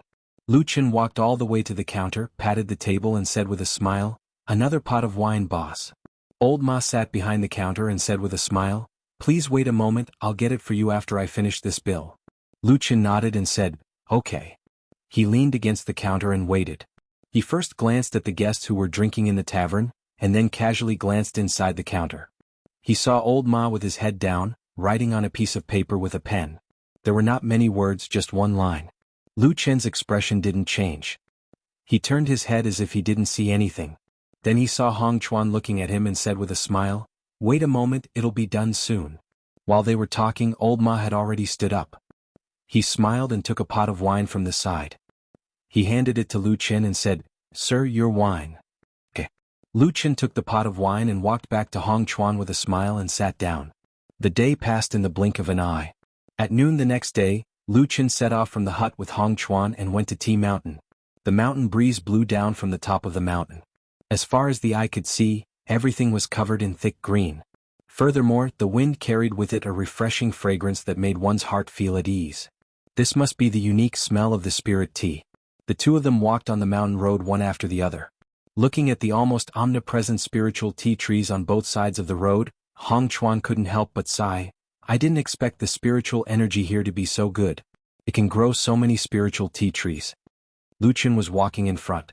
When he heard this, he turned around and said with a smile, "These are just the most common spiritual teas. I'm sure your Kunlun party wouldn't care about these." Hong Chuan laughed and said, "Because my sect has been established for a long time, we do have a lot of good things. This tea is also a little famous. If fate allows it, I will bring some for Brother Lu." Lu Qin smiled and said, "That's not bad." The two of them talked as they walked. Hong Chuan followed behind Lu Qin and found that Lu Qin seemed to be walking casually, but when it came to some forks, he almost never hesitated. Every time he would immediately choose one of the paths. It seemed that he was very familiar with the mountain road. After walking like this for more than 2 hours, the two of them reached the top of Tea Mountain. Hong Chuan looked around and found that he was at the back of Tea Mountain at the moment. For a moment he also felt a little emotional. He smiled and said to Lu Qin, "Fortunately Brother Lu is leading the way. Otherwise I would really be in trouble." Lu Qin waved his hand and said, "Last time it was because it was late at night and dark so you couldn't see the path clearly. If it was daytime you might not get lost. Oh, the Ghost Weeping Cave is over there. Let's go." The two of them continued to walk along the mountain road to the east of the mountain. When they arrived at the back of the mountain, there were not many intertwining mountain roads like in the front of the mountain. Most of the time there was only one road. Sometimes they couldn't even find the road and had to climb for a while to pass. However, both of them were agile people. This mountain road was not difficult for them. So after walking for about half an hour, Lu Qin suddenly stopped and then pointed to a place in front of him. He said to Hong Chuan, "It's there." Hong Chuan's spirit was lifted. He hurriedly took a few steps forward and looked ahead. He saw that in the front of the mountain, there was suddenly a big hole with a radius of more than 300 feet on the flat ground. He walked forward for a while and came to the entrance of the cave full of rocks and plants. Looking down he saw that the bottom was actually very deep. With a rough look it was at least 100 feet high. The surrounding cliff rock walls were extremely steep. Some pine vines and small trees grew tenaciously between the rocks, adding some vitality to this sky cavern. On the opposite rock wall further away, a stream of water flowed out from somewhere on the rock wall and suddenly fell down, forming a slender waterfall in mid-air. It flew straight down and fell into the bottom of the sky cavern. The mountain wind blew over as if carrying a little moist air from there. The entire sky cavern looked quite imposing, making people feel awe. They couldn't help but sigh at the mysterious and magical nature. Hong Chuan also looked very amazed. After watching for a while he couldn't help but say to Lu Qin, "There is such a scenery here. It is really rare." Lu Qin smiled and said, "When I first came here the feeling was similar to you." He walked a few steps forward and came to the edge of the sky cavern. He looked down and said to Hong Chuan, "You look at the rock wall over there. Are there some nests embedded between the rocks? That is the nest of some swallows that live here. But whether it is the kind of swallows that you mentioned I don't know." Hong Chuan nodded repeatedly and said, "That is good. That is good. I see the situation over there. It should be about the same. Now I only need to wait for these swallows to fly out to look for food. Then I will catch some more and it will be considered as completing the task that the others entrusted to me." Lu Qin said, "These swallows probably came out at dusk. I see that it is still early. Let's wait here for a while more." Hong Chuan agreed and then looked at Lu Qin. He revealed a sincere look and said, "Lu Xiong, this time you really helped me a lot. I'm very grateful." Lu Qin only smiled and waved his hand to indicate that he need not be so courteous. Both of them sat on the mountain and chatted. Unknowingly the sun was setting in the west. It was getting late. Dusk seemed to be approaching. At the same time, a strange noise was heard from below the sky cavern. It seemed that a commotion was coming over. Hong Chuan's eyes lit up. He stood up and reached into his bosom. He took out a cloth that looked very thin but full of holes. Lu Qin glanced at it. He felt that it looked like a fisherman's net. Hong Chuan turned to Lu Qin and said, "Fortunately I was careful and tied this treasure tightly to my body. Otherwise, even if we found this place with so many agile swallows, it would be difficult for us to catch them." Lu Qin was interested. It sounded like the strange net in Hong Chuan's hands was quite capable. He retreated to the side and observed carefully. Hong Chuan did not avoid him. He held the strange net and walked to the edge of the sky cavern. He looked down and waited silently.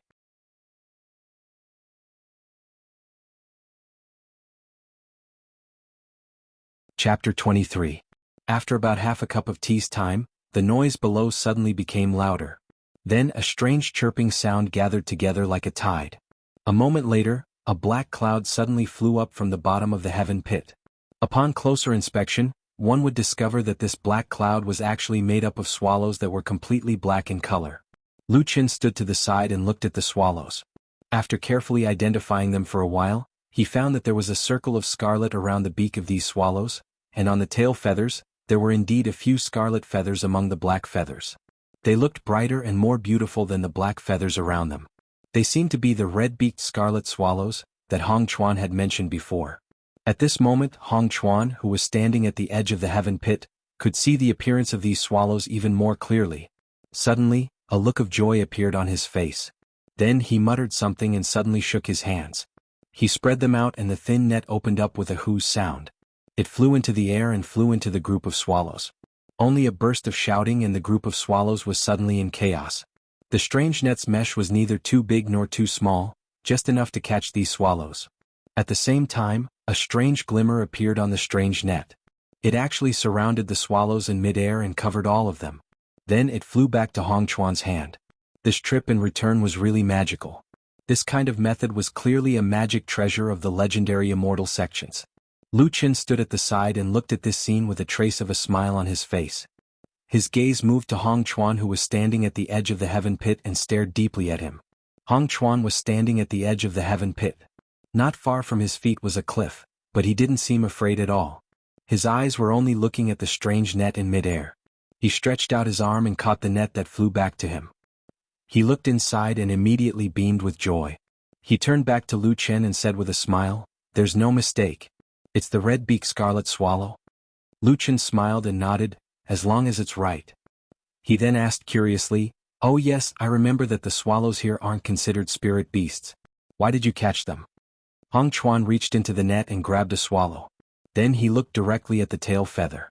After carefully looking at it, he pulled out a red feather from the feathers. Then he loosened his fingers and let the swallow fly. Holding the scarlet feather in his hand, he smiled at Lu Qin and said, "This is it." Although the red-billed scarlet-feathered swallow was not a spirit beast, the scarlet feathers on its tail were quite beautiful. Especially if one was not afraid of trouble, they could weave these feathers into a shawl, which was also very beautiful. There's a senior in my sect who likes this thing, so I specifically found this place to search for Chiyu as a token of filial piety to her. I see. Lu Qin suddenly understood. He thought to himself, no wonder Hong Chuan is so interested in these inconspicuous swallows. It turns out that it's all for the sake of flattery. It's all out of filial piety. After understanding the whole story, Lu Qin was not in a hurry. He simply found a rock on the side and sat down, watching Hong Chuan use the strange net to catch these swallows. The strange net was very strange, but it was quite useful. Every time Hong Chuan used it, he almost never missed, so he quickly caught a lot of swallows. However, in the process, Lu Qin quickly discovered that Hong Chuan's requirements for the scarlet feather were quite high. He almost didn't want the ordinary ones, the flawed ones, the ones with dim luster, or the ones with missing tail feathers. Basically, he only chose the scarlet feather that looked perfect. As a result, the speed at which he collected the scarlet feathers slowed down a lot. Every time Hong Chuan checked the tail feathers, he didn't kill them but released the swallows. He seemed to be a kind person. Lu Qin waited for a while. Seeing that Hong Chuan had collected about a dozen beautiful scarlet feathers, he couldn't help but ask, "How many feathers do you want in total?" Hong Chuan said without hesitation, "At least 100. Lu Qin replied with an "Oh," and said, "Take your time then." Hong Chuan turned his head and grinned at him, then turned back to catch the swallows. Just like that, they stayed on the edge of the sinkhole, and the place where the swallows looked for food seemed to be on this mountain top. A dark mass of swallows flew everywhere. After about half an hour, Hong Chuan finally almost completed the task. He counted the collected scarlet feathers again. There were a total of 98, so he smiled and said to Lu Qin, "One more net will be enough." Lu Qin smiled and nodded, and Hong Chuan stood at the edge of the sinkhole, ready to catch again. Who knew that at this time, perhaps because of the passage of time, the sky had already darkened, and many of those swallows had already returned to their nests. The number of swallows still flying in the sky had decreased and they looked sparse. Hong Chuan's net seemed to be unable to catch more than a few, and at the same time, more swallows were flying into the sinkhole, chirping as they flew towards the steep rock wall. Hong Chuan looked a little anxious and waited for a moment with his eyes wide open. Suddenly he saw a small group of swallows flapping their wings and flying over. There were about a dozen of them and they also flew into the sinkhole. Hong Chuan was shocked, and when he looked again, there were almost no swallows left in the sky. In a hurry, he hurriedly took a step forward and threw the net in his hand towards the last small group of swallows. The strange net glimmered. It was indeed a magic weapon of the immortals, and it accurately covered those swallows and then flew back. Hong Chuan was overjoyed and leaned forward to reach out to catch it, but at this time he suddenly heard Lu Chen's exclamation behind him, shouting, "Watch your feet!" Hong Chuan's heart jumped and subconsciously looked down, but before he could react, his body slanted, and he lost his balance and fell down. It turned out that he was already standing not far from the edge of the cliff, and just now the last net was a little hasty, and for a moment he forgot the situation under his feet. He actually stepped on empty air and immediately slipped and fell down. This time Hong Chuan was shocked and cried out involuntarily, and at the same time his hands and feet flailed, desperately trying to grab those rocks and grass on the cliff to maintain his balance. But this sudden fall, the momentum was not small, those rocks and grass were all broken, and he actually could not hold on, and his entire body still fell down uncontrollably. At this critical moment, suddenly a figure pounced over from above. In a flash, he suddenly stretched out his hand and grabbed Hong Chuan's hand and pulled his body. Hong Chuan's falling momentum suddenly stopped, and at this time his entire body was suspended in the air, and only his right hand was grabbed by Lu Chen, who had just pounced to the edge of the cliff. The mountain breeze blew over, and both of their faces became incomparably pale. Obviously they were frightened.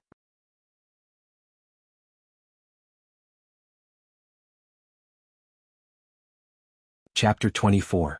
Hong Chuan subconsciously looked down and saw that the bottom of the sinkhole was dark, like a bottomless abyss. If he fell in, even if he had cultivation experience, he would only end up with his body broken into pieces. At this moment Hong Chuan felt all the hairs on his body stand on end.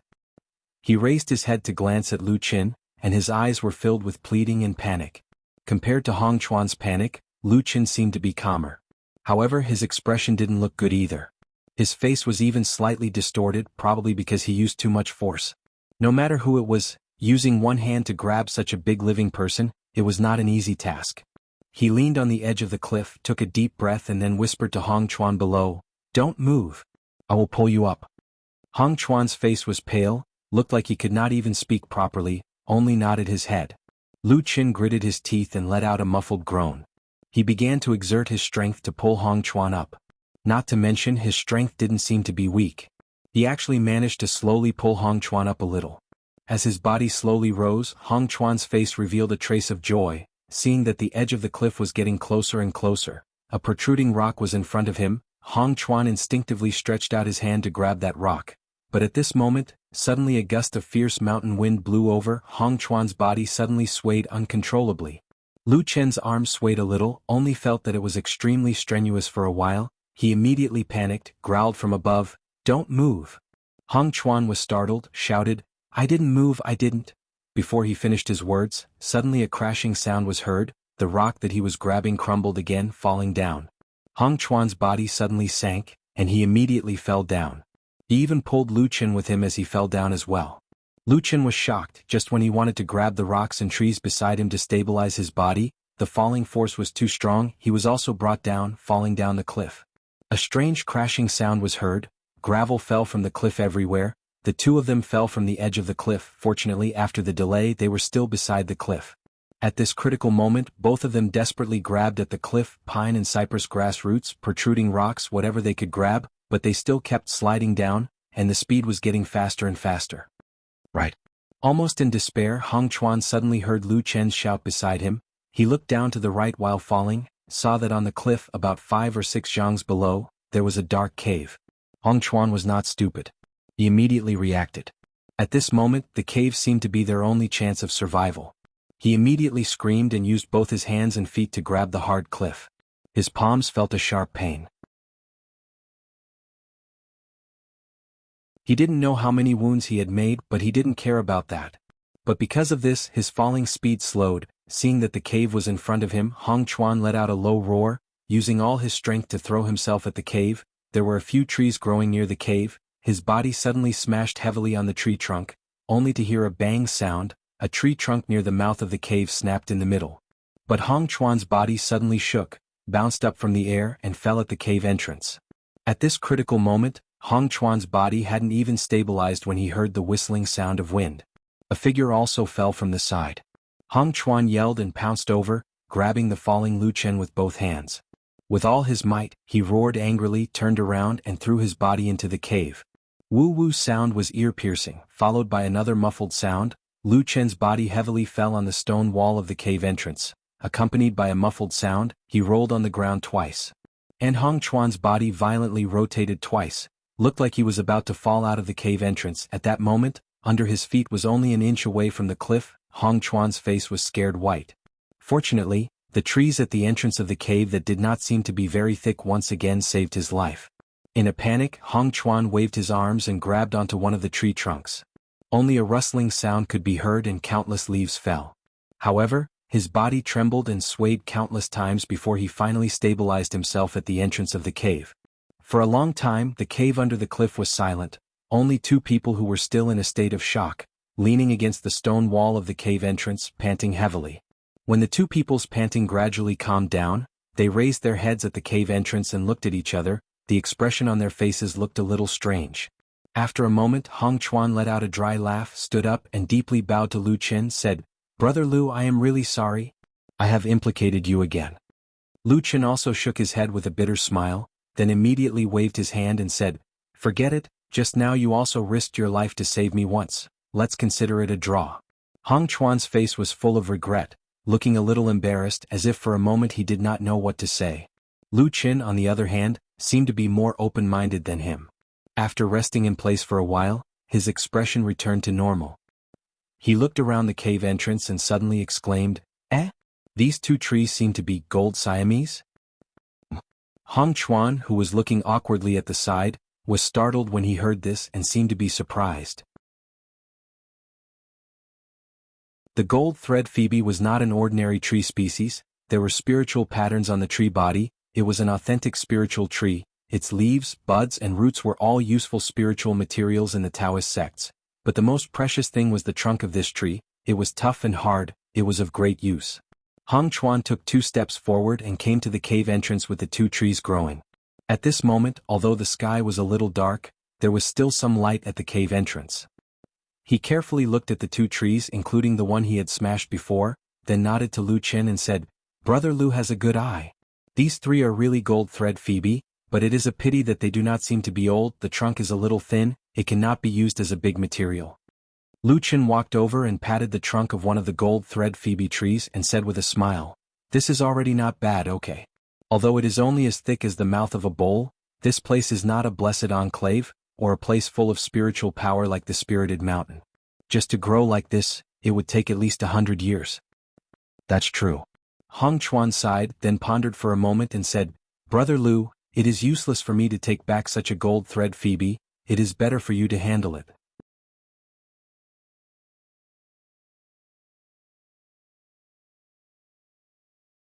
Chapter 25. Lu Chen shook his head with a smile and said, "The spirit tree has not matured yet. Even if it was cut down, it would only be worth a few spirit stones. What a pity. Forget it, let it stay here for a few more days." Hong Chuan was slightly surprised.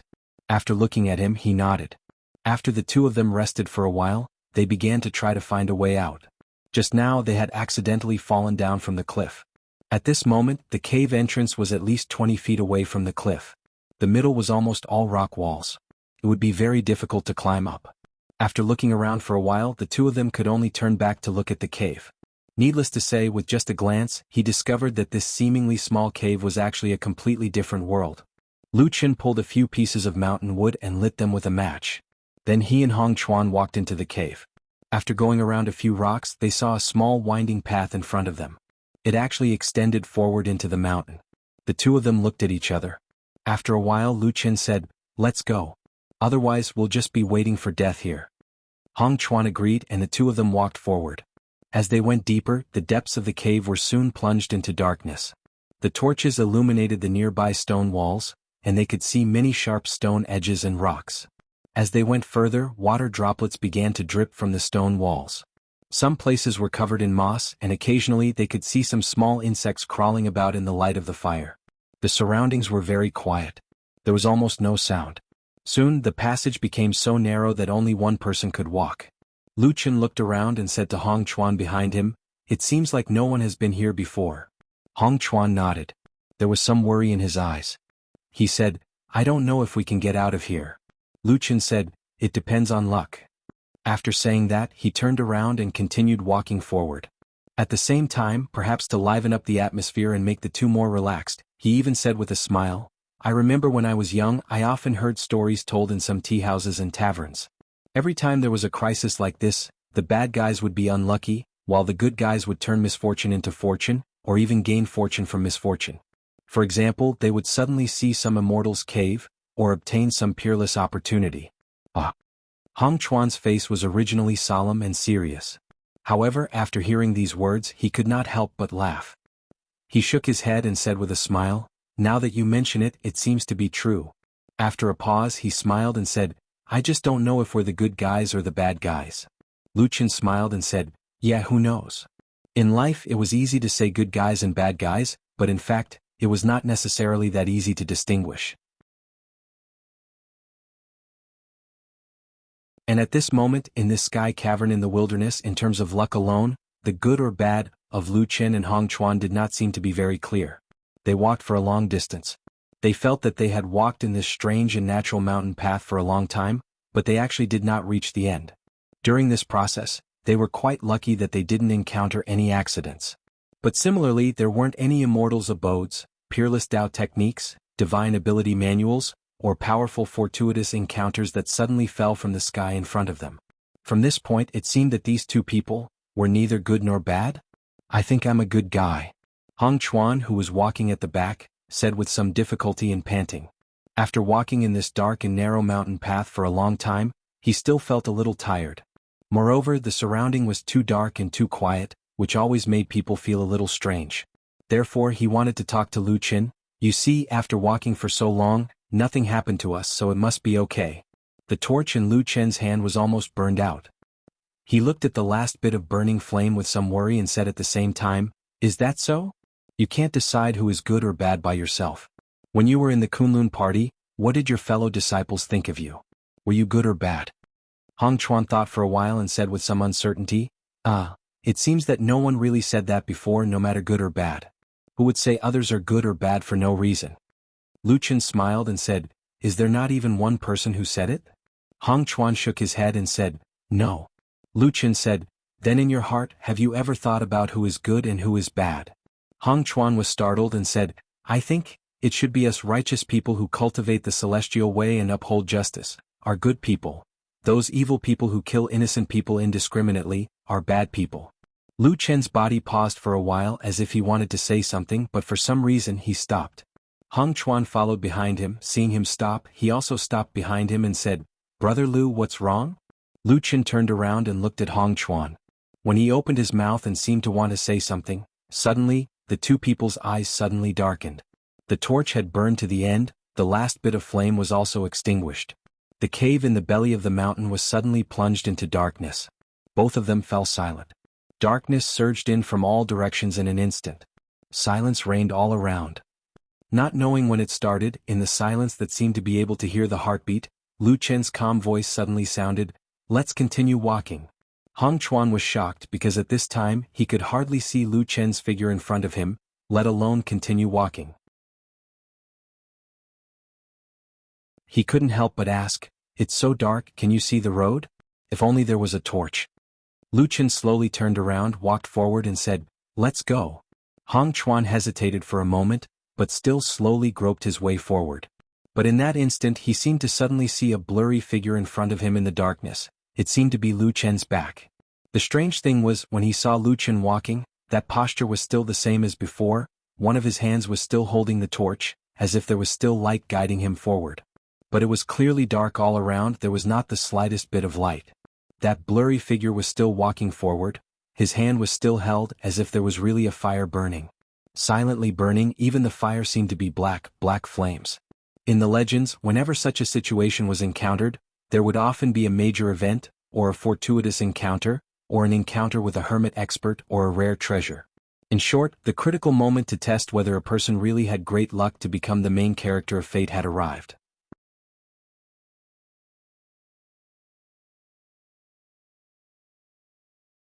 Chapter 26. Their journey was bumpy, but fortunately they were able to walk out of the mountain safely. If it was a dead end, the two of them really wouldn't know what to do. Standing on the mountain, the cold mountain wind blew over their bodies. When they looked up at the sky, they found that the moon tonight was exceptionally bright. The two of them looked at each other and sighed in relief at the same time. Lucian smiled and said, "Our luck is not bad." Hong Chuan nodded repeatedly and said, "Yes, yes, I didn't expect to be able to walk out like this." Lucian looked around and found that this exit from the outside was just a crack in the mountain wall covered by a forest. It looked a little dark on normal days. If one didn't go in, they wouldn't know how deep it was. There were many similar stone cracks on T Mountain. Ordinary people wouldn't be able to identify them. They didn't expect that behind this crack, there was such a natural secret passage that passed through the mountain and led to the cave on the stone wall of the sky pit. Lucian memorized the surrounding terrain of the cave. After a moment he smiled and said to Hong Chuan, "No matter what, we are finally out of danger. Let's go back now?" Hong Chuan nodded, and then his face was a little surprised. He said, "Brother Lu, can I trouble you again? The net that I used to catch the swallows is on the ground beside the sky pit. I need to go back and get it." Lucian smiled and nodded. "Let's go." The two of them turned back and walked up T Mountain. When they arrived at this area, there were actually no people here. The mountain forest was dense and full of thistles and thorns. The rocks were steep and there were no roads. So the two of them walked much harder than when they came from the mountain. But fortunately the two of them were young and strong. They used their hands and feet to climb over. About an hour later, the two of them returned to the top of the sky pit. Hong Chuan's eyes were sharp. At a glance, he saw that on the ground at the edge of the sky pit's cliff, the net was indeed thrown on the ground. At the same time it squirmed a few times. The swallows that were just caught were still inside. Hong Chuan was overjoyed and hurriedly ran over to pick it up. Then he and Lucian retreated further away from the sinkhole and inspected the swallows in the net one by one. Not long after, they found another 4 scarlet feathers in good condition. In this way, in addition to the 98 scarlet feathers he had obtained earlier, this mission had been completed, and he had even obtained 2 more feathers. Hong Chuan let out a long sigh. Lucian, who was beside him, smiled and patted him on the shoulder. "Congratulations." Hong Chuan turned around and said sincerely, "I'm indebted to Brother Lu for helping me so many times this time. I'm truly grateful." Lucian waved his hand and said with a smile, "It's nothing. Come, since it's done, let's go back." As he spoke, he led the way back. Although it was already late at night, the moonlight was bright, and the roads on the T Mountain were more or less visible. In addition, Lucian was very familiar with this place, so the two of them did not encounter any obstacles or dangers along the way. Just like that, they safely walked down the T Mountain and returned to Lucian's straw hut. Then the two of them rested separately. In the blink of an eye, it was the second day. When the sun rose and the sunlight drove away the coldness of the night, the sound of chickens crowing and dogs barking could be heard from afar in Qingshitang village. A few wisps of smoke curled up from the chimneys. It was a peaceful and tranquil scene. Outside the straw hut at the foot of the T Mountain, Lucian sent Hong Chuan, who was dressed properly, out. At the same time he asked him, "Brother Hong, you really don't need anything else? The things you brought previously have all fallen into the water and disappeared." Hong Chuan shook his head and said, "Those are just worldly possessions, it won't be a problem." As he spoke, his expression turned serious and he looked at Lucian and said, "Brother Lu, you have a noble character which I, Hong Chuan, have rarely seen in my life. My master used to teach me that it is difficult to distinguish between good and bad people in the world, but one cannot be judged by one's cultivation level.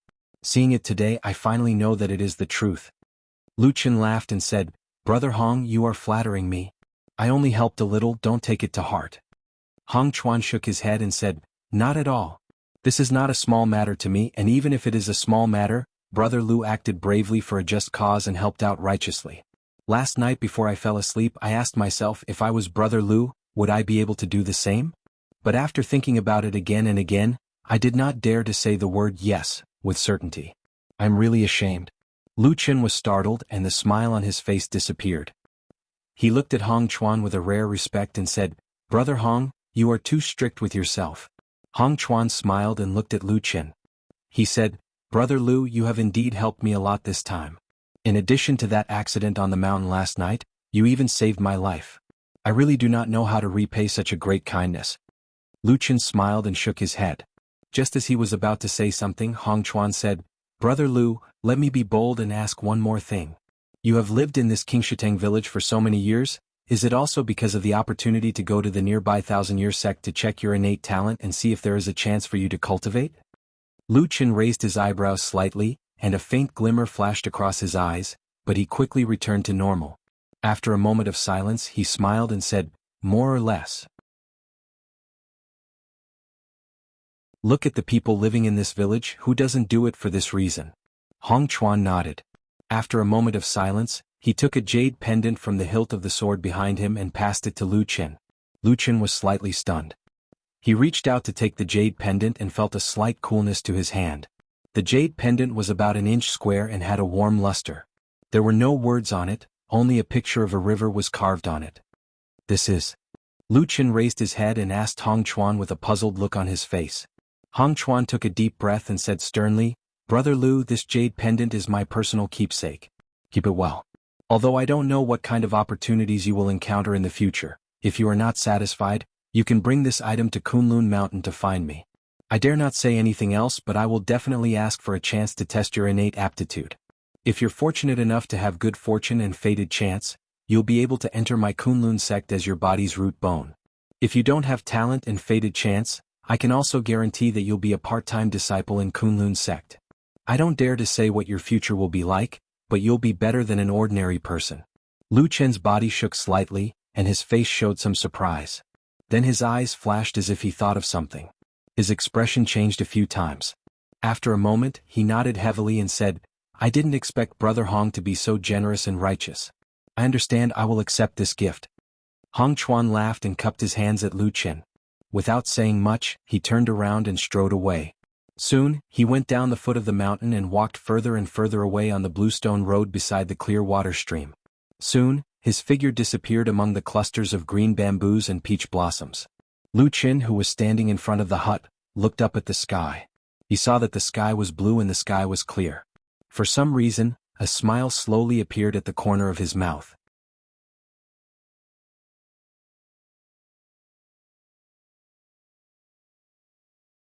Chapter 27.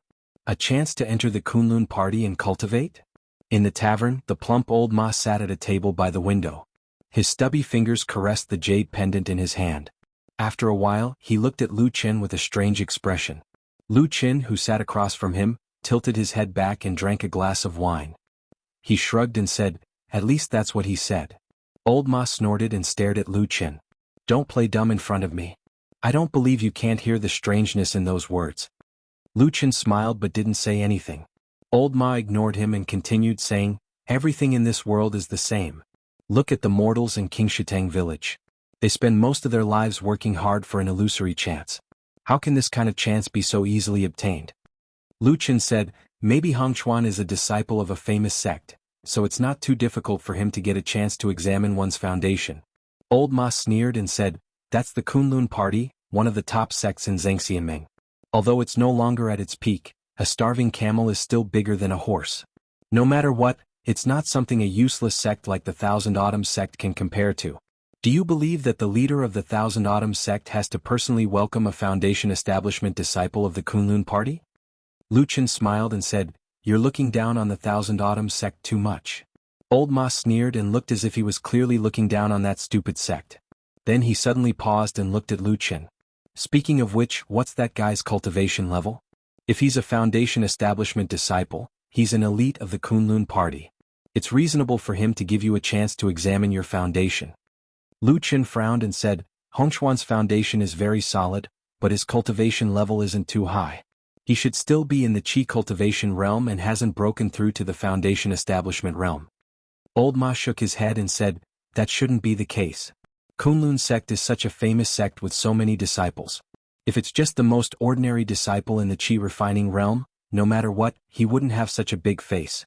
Unless there's someone behind him, well, an elder with a very high status in the sect, or he simply has a highly respected master.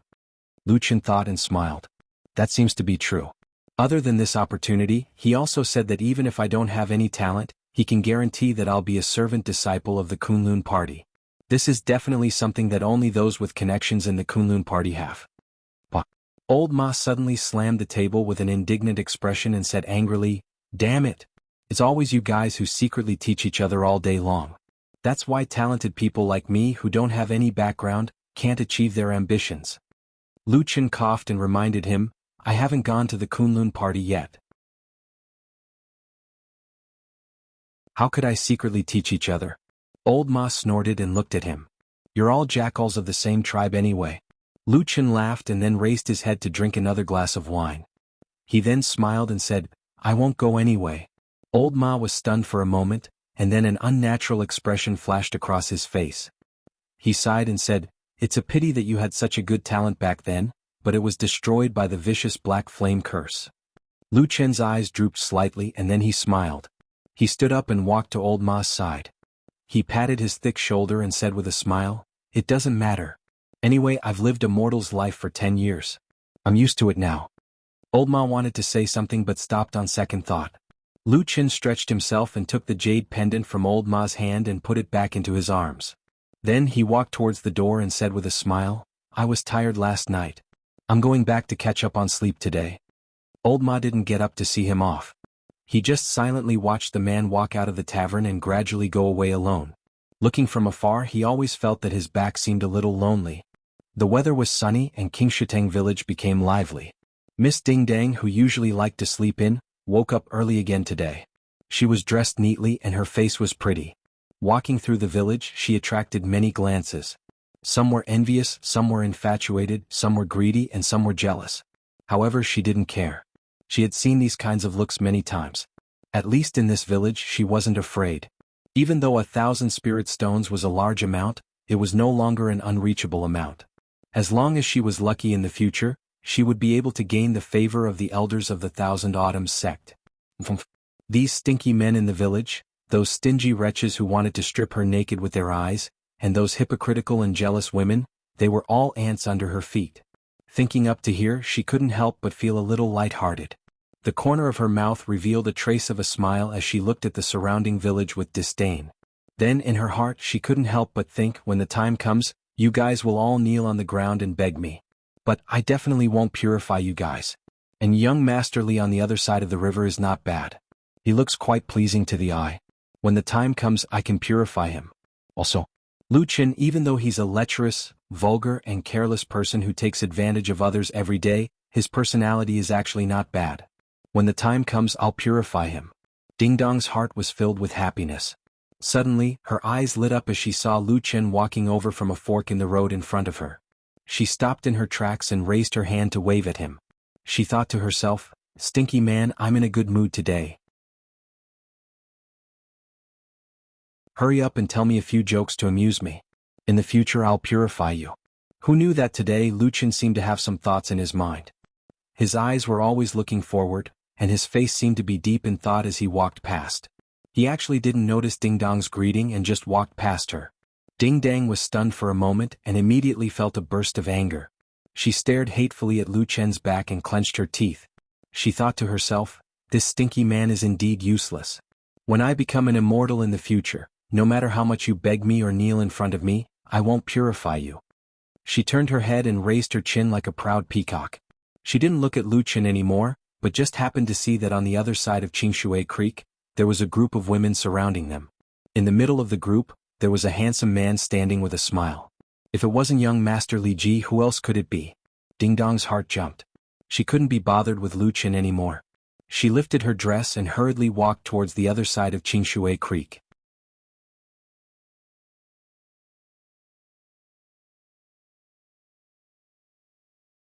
Chapter 28.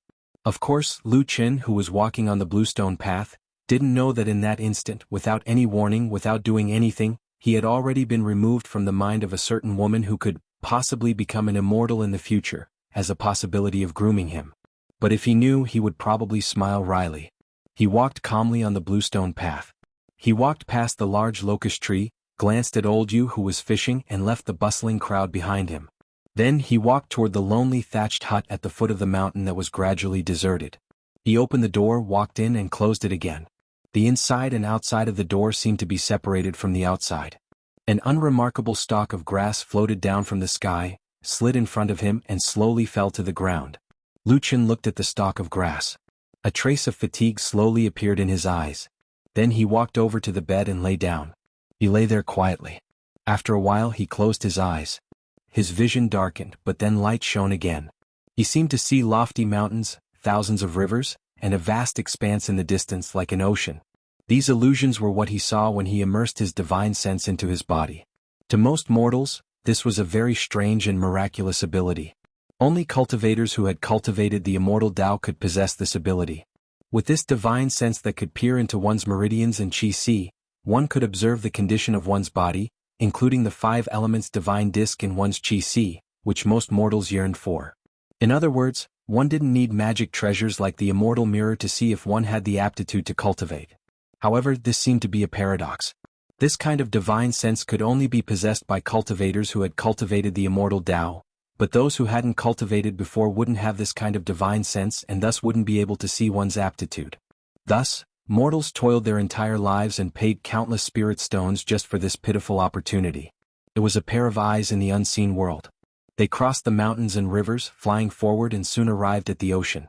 On the path of cultivation, this was the manifestation of the qi, the foundation of cultivation. Every cultivator had a 5 elements divine disk in their qi, and on it were divine pillars that occupied the positions of the 5 elements. Metal, wood, water, fire, and earth were all different, but no matter who it was, if they wanted to cultivate they had to have at least one pillar. With the fire pillar, one could practice the fire cultivation method. With the water pillar, one could practice the water cultivation method. With more 5 elements divine pillars, the range of cultivation method could be expanded accordingly. This was the fundamental principle of the human cultivation world for thousands of years. As for the strength of one's innate talent, it depended on the luster of the 5 elements divine pillars. They were all different, so he would talk about them in the future. At this moment, Lucian looked out and saw the clouds moving away and the wind blowing. Suddenly, everything was gone, leaving only an object rising up from the depths of the energy sea. It was the 5 elements godly disk. However, it was different from the dazzling godly disk of ordinary people. The godly disk in his body was charred black, withered and cracked in many places, and there was not a single divine pillar on the godly disk. Between those terrifying cracks, between the collapsed remains of the divine pillars, he could still see clusters and clusters of flames silently burning and tearing. They were like demons in hell, glaring at him with incomparable fierceness, using the most vicious curse to burn his soul, never to stop. His eyes were indifferent and expressionless. He just looked at the godly disk that was covered with cuts and bruises, and on the godly disk that symbolized the foundation of all cultivation, there was a continuous burning flame. That was a black flame that used his soul as fuel. It looked like it was entangled with him forever, and it would not stop until he died. Day after day passed. The affairs of the world were like the surface of the Dragon Lake, always calm and unperturbed. Everything went according to plan and everything seemed to be peaceful. The only change was the newcomer, Li Ji. He was getting more and more liked by the girls in the village. His paintings were really beautiful, especially the court ladies. They were vivid and lifelike, so much so that people felt that they were even more beautiful than real people. Moreover, he was really very handsome. So the girls in the village flocked to him, pestering him all day, begging him to paint for them. Ding Dang was no exception. These days she squeezed until her head was broken, and she was thick-skinned, waking up early and returning late. She was not afraid of other people laughing at her or gossiping, and she actually made Li Ji paint for her twice. Adding the first time, it was 3 paintings. 3 paintings, all of them were of her. One painting was Summer Night leaning on the window and gazing at the moon, another was Spring Wind Peach Forest admiring flowers, and the last was Palace Dress Girl chasing fireflies. 3 paintings, each of them were exquisite, each of them were beauties, as if condensed into the most beautiful moments of a girl's life, each beautiful figure reflected on the paper. Ding Dang loved these paintings. She carefully framed them and hung them in her room on the same white wall. She would often stare at them in a daze, occasionally blushing and often smiling. On this day she was once again looking at the paintings of beauties on the wall. Her eyes were slightly intoxicated. Suddenly she heard someone knocking on the door, causing Ding Dang to wake up. She walked out and shouted, "Who is it?" before opening the door. There was a figure standing outside the door, laughing at her, revealing his white and neat teeth. Ding Dang was startled and said, "Why is it you?" Lucian smiled as he walked past her, walked into the courtyard, looked around and then said with a smile, "You speak like you are treating me as an outsider." In the entire Qingshitang village I am probably the one who comes to your house the most. Ding Dong's face slightly reddened and she smacked him, then closed the door, walked over and said, "Glib tongue, why can't you change?" Lu Chen laughed, stood beside her, and then reached out to her shoulder, pulling Ding Dong into his embrace and said, "Everyone is so familiar with each other, there is no need to put on an act." Ding Dong spat out a sentence, pushed him away and took 2 steps to the side, but she did not seem to be angry, only pouting and sighing and said, "I don't like it anymore." Lu Chen was startled and the smile on his face disappeared. He frowned and thought for a moment and said with some doubt, "Did I say something wrong or did I offend you?" Ding Dong shook her head. Lu Chen shrugged his shoulders. Since he did not do anything wrong, then there was nothing to worry about. His smile once again returned to his face, and then he walked over and stuffed 2 things into Ding Dong's hands and said, "Let's go, let's enter the house."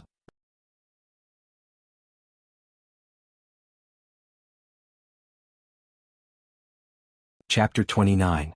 Ding Dong did not know why, but her heart suddenly jumped.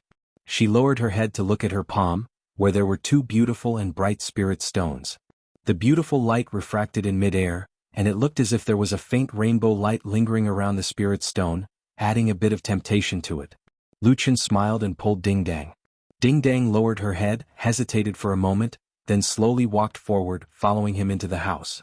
The spring wind was as gentle as a lover's hand, lightly blowing through the mountains and villages. The grass and flowers in the courtyard slightly trembled, and on the petals there were crystal-clear dewdrops. After the sound of breathing calmed down, under the soft bedding they calmly lay on the bed. The world outside the house seemed to be separated far away, as if there were only the 2 of them left in the world. It was abnormally peaceful and tranquil. Ding Dong slowly sat up, using the quilt to cover the skin below her chest, and leaned against the wall beside the bed. Her face still had a bit of a captivating red, her gaze as gentle as water. Then she saw the 3 paintings hanging on the opposite wall. She stared at the paintings, looking at them for a long time. The expression in her eyes gradually changed. At this time she suddenly felt something. Lowering her head to look, she discovered that the man had turned around and was also looking at her. "Why are you looking at me?" Ding Dong asked. Lu Chen smiled, reaching out his hand to lightly caress Ding Dong's cheek, then sincerely said, "You really are a beauty." Ding Dong bit her lips, then smiled, looking a bit happy, but then she looked at the opposite wall. After a moment she said in a low voice, "Lu Chen, I don't want to be like this in the future." Lu Chen looked at her, smiled and said, "I don't understand, don't want what?" Ding Dong took a deep breath and said, "I don't want you to give me spirit stones and then sleep with you." The smile on Lu Chen's face faded, but he didn't seem to be angry. He just quietly looked at Ding Dong and after a while said, "Are you trying to say that you don't want to sell your body for spirit stones anymore?" Ding Dong nodded and said, "Yes." Lu Chen replied with an "oh," and said, "Okay, I got it." After that he got up, picked up the clothes on the side and began to put them on. Ding Dong was still leaning on the bed, staring at him in a daze. When Lu Chen finished putting on his clothes he turned around to look at Ding Dong, hesitated for a moment, then said, "Why is it, can you tell me?" Ding Dong silently shook her head. Lu Chen smiled and said, "But since you don't produce and don't have any other way to earn spiritual stones, what are you going to do with the remaining spiritual stones?" Ding Dong pursed her lips and said in a low voice, "I have my own ways." "All right." Lu Chen shrugged his shoulders, turned around and walked out of the door. In the middle of this, his gaze swept across the white wall, stopping on the 3 paintings hanging on it for a moment, then he turned around and said to Ding Dong, "These paintings, they draw you quite beautifully." Ding Dong giggled, her snow-white shoulders were bare, and she hugged the blanket tightly to cover her chest. Then her laughter became more and more joyful, louder and louder. Finally, when Lu Chen was about to walk out of the door, he heard her shout from the bed behind him, saying, "Thank you." Lu Chen's footsteps paused for a moment, then he turned around and smiled towards the room. "No need to thank me, I also like being with you." Finished speaking, he waved his hand towards the room, then turned around and walked out with large steps. Inside the room, Ding Dong, who was sitting on the bed, stared blankly at the man's disappearing figure, slowly biting her lips. The smile on her face gradually disappeared, then she grabbed the blanket even tighter, tightly wrapping her body as if she was feeling a little cold. There were no other customers in the tavern, so only Lu Chen and the tavern manager Old Ma sat opposite each other. Old Ma poured a cup of wine for him, then said, "Seems like there's nothing else." Lu Chen looked at him and said, "What do you mean?" Old Ma moved his butt, letting his slightly fat body sit more comfortably, then said, "About the three realms demon sex diagram, I found a few suspicious people, but in the past few days they have all been investigated, and should have nothing to do with them." Lu Qin nodded his head, picked up the wine cup in front of him and drank a mouthful. After a moment of silence, he suddenly said, "That newcomer Li Ji?" Old Ma shook his head and said, "He has nothing to do with the demon sect, he is just a mortal." Lu Qin responded, and for some reason he seemed to believe Old Ma's words very much, but although his expression looked calm, there seemed to be a trace of gloominess. Old Ma did not notice this and continued to say, "But speaking of this Li Ji, recently there have been some rumors, saying that this person is not from an ordinary family, but from an aristocratic family. Originally his family was wealthy, unfortunately an accident happened, and his family fell, so he ended up here." Lu Chen's eyebrows slightly raised, looked at Old Ma and said, "Aristocratic family?" Old Ma laughed and said, "That's what the rumors say, probably because of this, Li Ji does not know anything else, but he is proficient in zither, chess, calligraphy and painting. By the way, I heard that because his family was wealthy in the past, his family was on good terms with a certain cultivation sect, and one of the sect's elders once showed him the kindness to examine his talent, and it was confirmed that he has an extraordinary innate talent, and in his chi ocean, there is not only the 5 elements disc for cultivation, but also 2 pillars of metal and water, which is a rare metal and water spirit vein." Lu Qin placed the wine cup in his hand on the table and smiled but did not speak, his expression thoughtful. Old Ma did not mind and continued to say, "That's why everyone in the village is saying that as long as this young Master Li gathers 1,000 spiritual stones and visits the Thousand Autumn sect with the celestial mirror, he will definitely be accepted as a disciple of the sect." Lu Qin thought for a moment and said, "So this young Master Li Ji is no ordinary person?" "That's right." Old Ma smiled and said, "Nowadays many people in the village are sucking up to him, especially those women. They surround him like crazy. Sai, he's young and handsome and he's even talented. There's nothing I can do to be envious of him." Lu Qin smiled and pushed the wine cup forward and said lightly, "Pour the wine." When the sky darkened, Lu Qin walked on the bluestone path beside Qingshui Creek, the night breeze blowing on his face, bringing a faint chill. The scenery of Qingshui Creek under the night sky was different from the scenery during the day. The reflection of the water in between the shadows of the trees was like pieces of glass that had been cut into pieces, sparkling and sparkling, reflecting every spot of light. You're tuning in to the Han Li's Wuxia Chronicles YouTube channel. We're so grateful for your support, and don't forget to subscribe to join us on this incredible journey through captivating stories. Your generosity through donations truly makes a world of difference, as it's the primary source of revenue that allows me to expand and enhance this channel for you. Thank you from the bottom of my heart for being a part of this adventure.